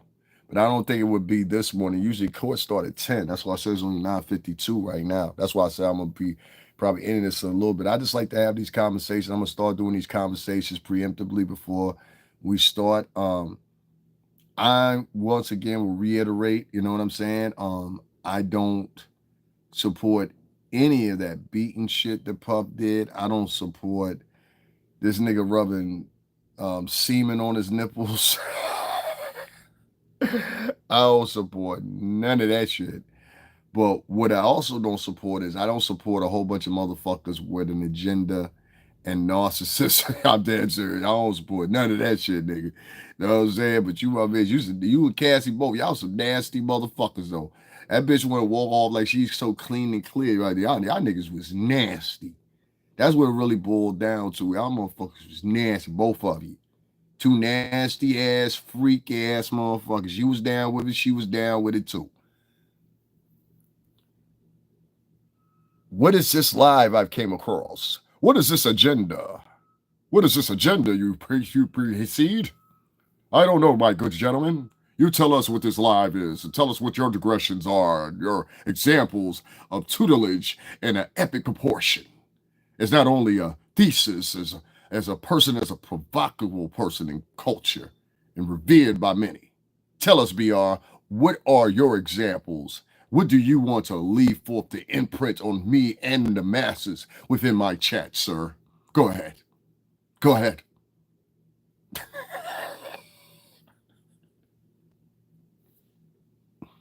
Anything? Nothing? All right, cool. Told you some of them will write shit like that in there to deter you from listening to somebody. It's very sad. Bad, but that's how some people are. Then solely after that, they'll start flagging you. So you got to do. Some of these people, they don't like me to have a lot of people in my chat. They get mad when I have a lot of people in my chat. Hit that like button for me if you haven't. Hit that like button for me. That's the only thing I can do to combat them. So make sure y'all hit that like button. Hit that like button. Hit that like button. Hit that like button. Also, guys, make sure y'all go down below. I have a whole bunch of products there for sale. Make sure you purchase something, pick something up. I get a small commission off that if y'all do. I know some of my stuff is expensive in there, but I'm providing y'all the real stuff. So take time out. Get your girl a bottle of Carolina Herrera. Get your girl, something nice or whatever. You know what I mean? And yeah, the stuff costs like $300, $400 or whatever. But ain't she worth it? Ain't she worth it? Ain't your chick? I mean, if you standing with a bunch of broads and feminism down at the courthouse, ain't one of them chicks you can't pick between what I'm deserve a bottle, nice bottle of perfume, and be like, you know what? I really appreciate you. Yeah, better go buy one of these chicks $345 bottle of cologne. You know what I'm saying? Look out for them. Some of these bitches need it. They stink. I'm dead serious, man. Summertime prove all about hygiene in New York. You be on the subway, Some chick be fine as fuck, get on the train and all smelling like Wookie. Like I'm talking about real Wookie, like Chewbacca Wookie. Like, ooh, you smell. Anyway, I'm gonna conclude this or whatever. I just want to state out this, man. Be careful of the women that y'all are listening to online. A lot of them are dangerous. A lot of them have agendas. A lot of them are misandrous. A lot of them are quasi lesbians. A lot of them just are unattractive and can't find a man. A lot of them are just horrible people. And they're set up to do one thing and one thing only. That's navigate you as a person and navigate their audiences to get into a spew where they say this person is guilty or that person's not guilty. And they will continue this behavior when there's another trial that comes up. And then if in that trial, we might find somebody that's actually innocent. You understand what I'm saying? As far as the Diddy supporters and all that shit, or however you want to type it or whatever, call it what you want to. I call it being optimistic, but at the same time being loyal. And a lot of y'all don't take that into contention because a lot of y'all ain't never had no real fucking friends. That's the truth about it. You know, I feel sorry for some of you motherfuckers if y'all like 25 and under, because you'll never know what it's like to have a real friend. You know that? That's one thing that you'll really miss. The majority of y'all that's upwards, I say not even that. I say 28 and under. You'll never know what it's like to have a real friend because you can't, because there's no interpersonal relationships that go on anymore. Most people platonically. The person out the things that go on in between each other nowadays is based on who's got the most views. I've had people come in here, whatever, say to me, well, so and so's got the most views and she's got all those people in the chat. And I said, that bitch ain't got 2 friends probably in real life. You know what I'm saying? Like, how many people could you call up, right? Could you call up more than 10 people right now to come to your defense? And they show up in real time. If not, shut the fuck up talking to me. You're going to lose. You know what I'm saying? There's a difference in a friend and a yes man. And most of these motherfuckers, like you said, Foxy, are yes men. They absolutely are. Listen, man, Christ also said something else. He said for people should give 5% of their earnings to the needy. So make sure you hit up $STRINGERBELLA. Oh shit, that shit is spelled wrong right there. No wonder y'all ain't hitting up the cash app. Pardon me, y'all. Yeah, that's wrong right there, Heather. You left out the E. What are you doing? I hope y'all ain't sending my motherfucking donations to that shit right there. I just peeped that. Hold on, let me go back here because somebody else wrote it right. She left out the E. No wonder ain't nobody donating to me. That's the wrong cash app. Hold on one second. I got it, y'all. I got it. Somebody just wrote my cash app in here earlier. I'd accidentally pressed that one. I meant to press the other one anyway. My fingers are so fucking big. I did it so quick. There we go. Yeah, Starsky wrote it the right way.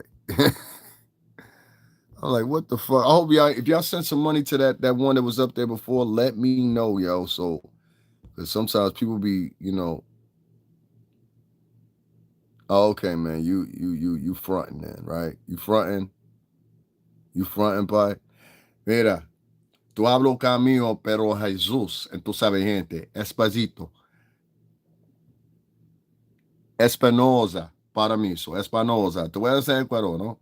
Oye, entonces sabes, tú hablo camino, pero en Jesús, entonces sabes, en el Espíritu Santo mío, entonces sabes, en la corazón ahí se en San Piero, entonces sabes, gente.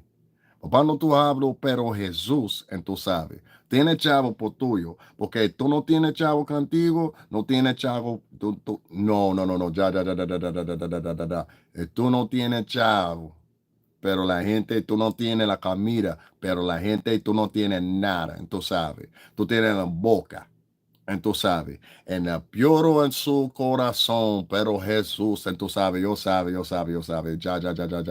por un momento, ya, pues tú no tienes chavo, tú no tienes ropa, tú no tienes comida por la gente, tú no tienes nada. No hablo nomás, pero aquí, entonces sabes. Esto porque ahí era un chavo. Chavo, pero Stringer Bell 80 aquí, tú sabes. Ese respetando, claro que sí. No me gusta mi amor, pero Jesús. No hablo pero mí, tú no tienes nada por mí. Entonces, sabes, ya con su boca. Gracias. Pero hablo pero Jesús. Tú no tienes Jesús en su corazón, tú tienes la audio pero en la boca. Nada más. Nada más. Señor, siempre toda la gente en lo tuyo. Yo tiene un Jesús aquí, siempre aquí. ¿Sí? Entonces a veces un día y a Dios en la noche, entonces a veces en toda mi vida, pero la toda años yo tiene el Jesús aquí. ¿Ok? Yo hablo conmigo, pero Jesús. Ya con su boca. Because it be you niggas too. Be you niggas too, yo. Right. I wouldn't say nothing else either. I wouldn't say nothing else either. So anyway, sorry about that, y'all. For y'all that don't understand Spanish, don't worry about it. We were just having a nice little conversation for a minute. Okay, bueno suave, pana. Don't wait till what the fuck I finish saying and then try to type something else saying you fraudulent. I don't like fraudulent motherfucking Christian people just talking to be talking. Mm-mm. And if y'all wonder what I said to him, I'm not gonna tell y'all what I said to him, but he know what I said to him. That's why he waited right till I finished to write something else. Y'all notice that, right? He knew everything I was saying to him was right. Fake ass nigga. I know real Christians. I know real people that have done shit in the community and help people out. I don't like when niggas be talking all that Jesus shit or whatever and ain't doing nothing. You know what I'm saying? Don't come to me with that shit. I'll chew you out every time. I know niggas like that. So if you was wondering what we was talking, what I was saying to him, it was pretty much that in English. There's no real way of translating in English other than just telling you summarize what I was talking about. Anybody else in here Latino, you know what the fuck I said to him. That's why he waited until I finished saying what I was saying to write something. There was nothing he could say to combat what I was saying. Watch out for these people that have fake morality online, y'all. Watch out for these people that have fake morality.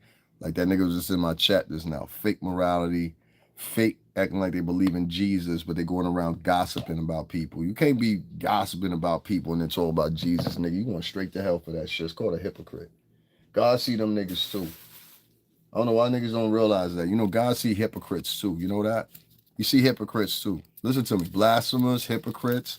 Any of y'all ever read, any of you motherfuckers read? That's why I love when people come in here, they be talking shit or whatever. Any of y'all motherfuckers read? It's a nice little book. It's called The Divine Opera. You ever heard of it? Nah? One of those books in there, this Divine Opera, is one of Dante's Inferno. Not Ascension, not any of those, but Dante's Inferno. I suggest you read to it. On top of that, the Battle of Gilgamesh. Is it the Epic of Battle of Gilgamesh? One of the two, I forgot.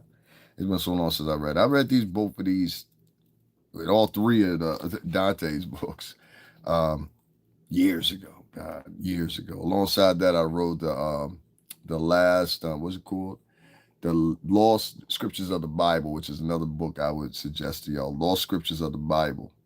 You'll find some stories in there. Some people you never even knew were in the Bible. It was the canons that Pope Constantine took out of there before his ascension and tried to turn everybody and convert everybody into Christendom. Which that's a whole story within itself too. Well, people can be double-minded and sure most of them I truly believe. I mean, if you believe people on your own accord, that's cool. But let me finish this quote real quick and then I'll answer your question. At the same time, though, is this. There's a lot of people out here that are going up to that courtroom because they're hoping that their testimony actually might transcend into aiding and supporting civil lawsuits that might potentially come up against Puff anyway, even if he win the case. So, you know what I'm saying? Well, they will. Let me not say potentially they will, but I'm talking about more increasing, more of them will. And so that's one thing, potentiality he got to look at. Another potentiality is the fact that a lot of these women that are down there and the men are down there to setemize this in concrete. They want it to stick like that. I'm telling you, the notion that a lot of these women are lying or exaggerating is clear out the way. Because like I said earlier in this broadcasting, I wasn't here if you wasn't here. I said the perfect person for y'all to ask this question to, and I want y'all to tell Joe Budden and Queen's Flip, Davin Lewis said it. Make sure you tell them I said it. It don't mean shit. Tell them Davin Lewis said, ask Melissa Ford to tell everybody on camera to give them an idea of how the girls in the motherfucking video Vixen set got down back in them days. Because nobody else but Melissa Ford, Queen's Flip, because he been around rappers for a long time.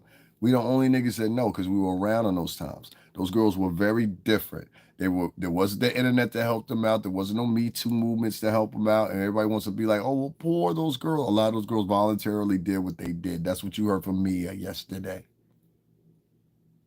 That's what you heard from the other one. What was the other one's name? Candy Kardashian, whatever the fuck that bitch name is. Sound like a stripper's name. She even had a stripper's name. Was it Candy Cane Carmine? What was the name? What was the second one that got fucking in after Cassie? Candy Cane Mill. What was her name? She had some like hooker name. It was like a stripper name. I'm dead serious. Like, I don't even know how y'all let that pass. Bitch had a stripper's name. I'm like, yo, and I think her name was Candy Corn. What was her name? It was some shit. Somebody said it in the chat room. But anyway, whatever that chick's name was, her the second one, she said the same thing. And all three of them women, if you find Cassie, her, or Gia, all of them say the same thing. We was down for the get down. So what I want her to what I want you to say, Melissa Ford, is give people an example when you're on the Joe Budden podcast of how deep it went. Now, Melissa Ford, I don't know if she got down or not, but I know these are the years of Superhead. These are the years of Cat Stacks and many other hoes that were first making their journey to online to now hustle digitally instead of standing on the street corner or trying to show up in whatever city because the ballers were out there that weekend. You understand what I'm saying? Trying to get picked up in the club. This were the years between 2004 and I'm going to say all the way up to like 2015, 16 when I quit. It was still like that. And then around after 2016, 17, that's where everything started going downhill because these hoes started going full throttle with the thottery online. That's what happened. And so I want Melissa Ford, since she come from that era, and that is her era. And if we could find shit, who else could we find? We could kind of Gloria Velez, get her to answer that question. If we could find Buffy the Body, let's get her to answer that question. Capricorn Clark. That's her name. I know it was some type of motherfucking that's a stripper name. Coming to the stage, Capricorn Clark. Y'all turn it up. Make sure y'all get all the dollars out. Get them ready. Go over and see your man at the desk. If you need some ones, people, make sure you tip Capricorn, guys. Make sure you tip her well. Capricorn Clark coming to the stage on Satellite One. Anyway. Melissa Ford was a porn star. I don't know if Melissa Ford was a porn star. I know Melissa Ford was out here with them hoes. And what you don't know is Melissa Ford, along with girls that would come from her ilk, they're always in the same circle. See, I don't know how old you are, but let me explain something to you. At one point, around about from 2012 to probably like 2000, no, I'm gonna say 2011 to 2014, the rappers, the rappers, the porn stars, and I'm gonna say the rappers, the porn stars, and the video vixens, they all were in one circumference. See, I don't know this. That's why I be trying to tell y'all. I be trying to tell y'all the truth. You know who I asked this to? Ask Gene Dill. He know. Only thing he got to do is spring up one person, Big Joe. Ain't that right, Gene? So you know what I'm saying? Like it's shit that we know that y'all don't know. That's why I be finding this shit funny on this social media shit. But ain't fucking way. A lot of these girls that were in the porn world, since you want to say Melissa Ford was in the porn, not only was she in the porn world, but she was in the video vixen world too. You don't know that. A lot of niggas were using her for videos and shit like that. And alongside of the other girls too, they were being used for videos. Pinky's been in music videos. A couple other porn actresses and video vixen chicks. They did the double. They would do the softcore porn for many of them. Some of them would do features in porn, join. Some of them would just be in the porn videos and they just be in it. There's a porn video out with Snoop Dogg and Snoop ain't fucking named one bitch in the motherfucking video, but he in the porn movie. It was done by Vivid Entertainment. Go check out for yourself. You understand what I'm saying? There's one with another rapper in it too. I forgot who it was, but same shit. So the rap dudes back then, they used to incorporate, and the chicks, they used to incorporate themselves with hip hop. That was some of the first being of it. That's why y'all think that this new for all these niggas to be at the strip club performing. It's really not. They get that culture from the girls that used to be at the strip club, and they was up and coming, video vixen chicks or whatever, whatever. You know what I'm saying? Like Cardi is probably one of those last people to live that story, but in a different way. But she lived the same story. I would say Cardi B is probably one of the last chicks that actually lived that story where you got a girl that's in the club and she come up from the club. You understand what I'm saying? And get involved in all kinds of shit. Because Cardi went from the club to being on Love and Hip Hop to being this talented artist that made millions upon millions of dollars. You see what I'm saying? So Cardi from that. You know what I'm saying? And I wish niggas was trying to talk about Hennessy back living in motherfucking Highbridge and all that shit. Hennessy is not living in Highbridge, homie.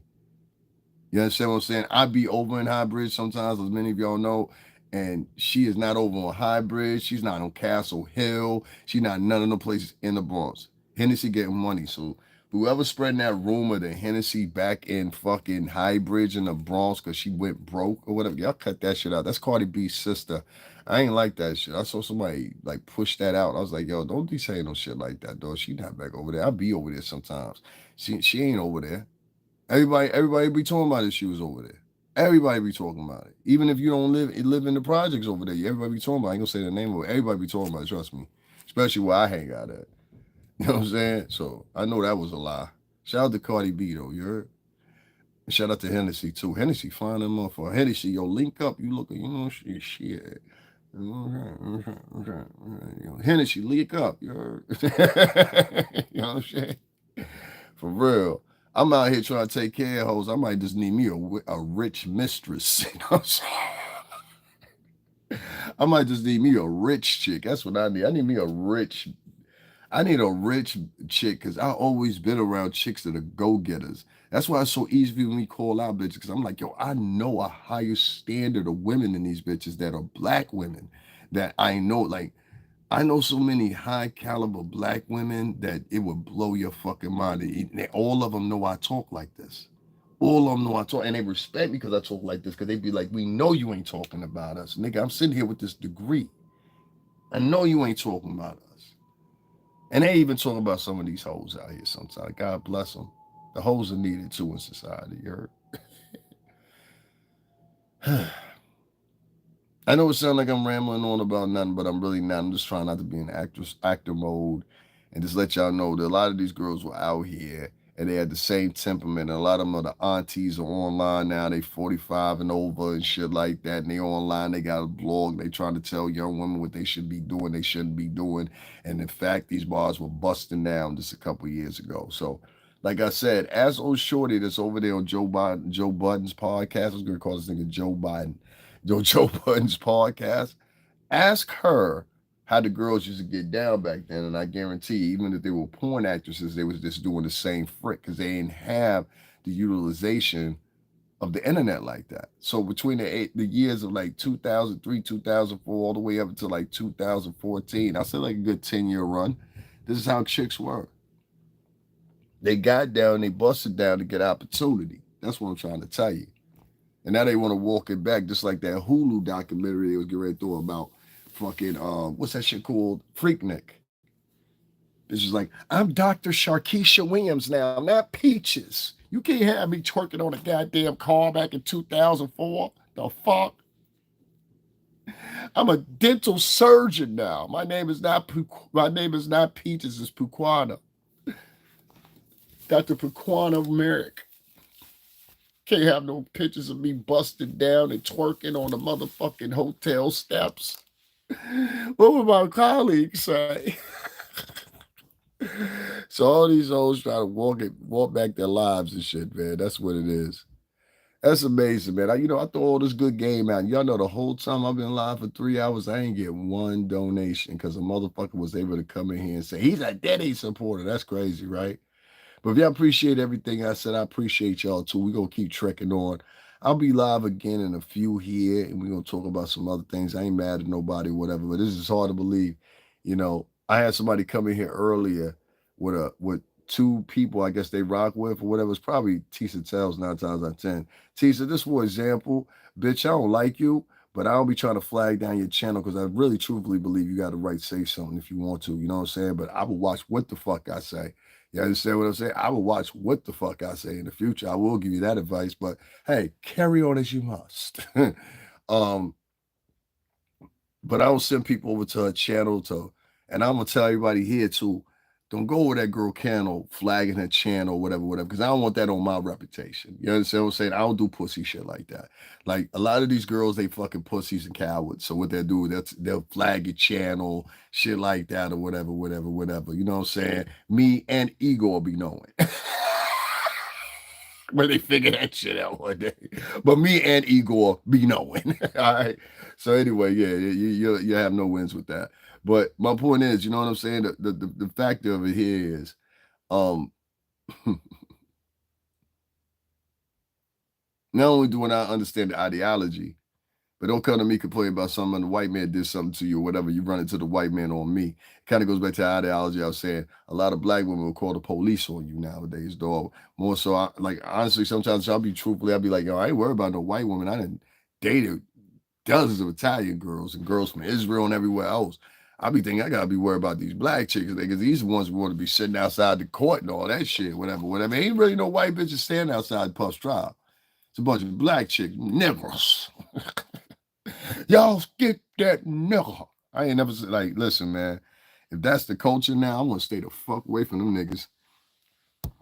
Niggas might be literally setting Puff up. Y'all niggas is encouraging the niggas to do it. Well, y'all start finding out all these bitches is lying. What then? It's safe to say some of these girls, they might end up with pie on their face at the end of this trial. Might end up with pie on your face after this trial. You might not be able to walk it back because your involvement, your commitment was that deep. Something to think about, man. I don't know. But listen here, y'all. I'm gonna be back in a little bit, like I said, as usual, because of so many different vloggers, particularly black vloggers. I've never seen it before in my life, but it's a new one. They will financially destroy you. This is part of their quote unquote, what you want to call it, cancelization, but you can't cancel the kid. I heard somebody come in here the other day. They said to me, they said, because they all think you're rich. I said, they all think I'm rich. Huh? No, I'm not rich, homie. I get some money, but I ain't rich. You know what I'm saying? So make sure y'all hit up the cash. You have support the channel. A lot of people aren't. You know what I'm saying? We got people from New York supporting, financially supporting, literally California vloggers down at the courtroom right now. But them same motherfuckers that seen me on here, and yes, you have, bitch, for 8 months, wouldn't donate a dime to me because I used to work for Puff. That doesn't make sense to me. And that just also lets me know if you would turn on me like that, you would do the same type of tactics towards my kid. You would do the same type of tactics towards my wife. You would do the same type of tactics towards my family. And I've never, ever in my life had Latinos do that to me. So it's just, it is what it is, man. We don't worry too much about it or whatever, whatever. I'll be vindicated at the end of this. Like I said, this shit ain't gonna turn out the way you think it's gonna turn out. I'll be back later, guys.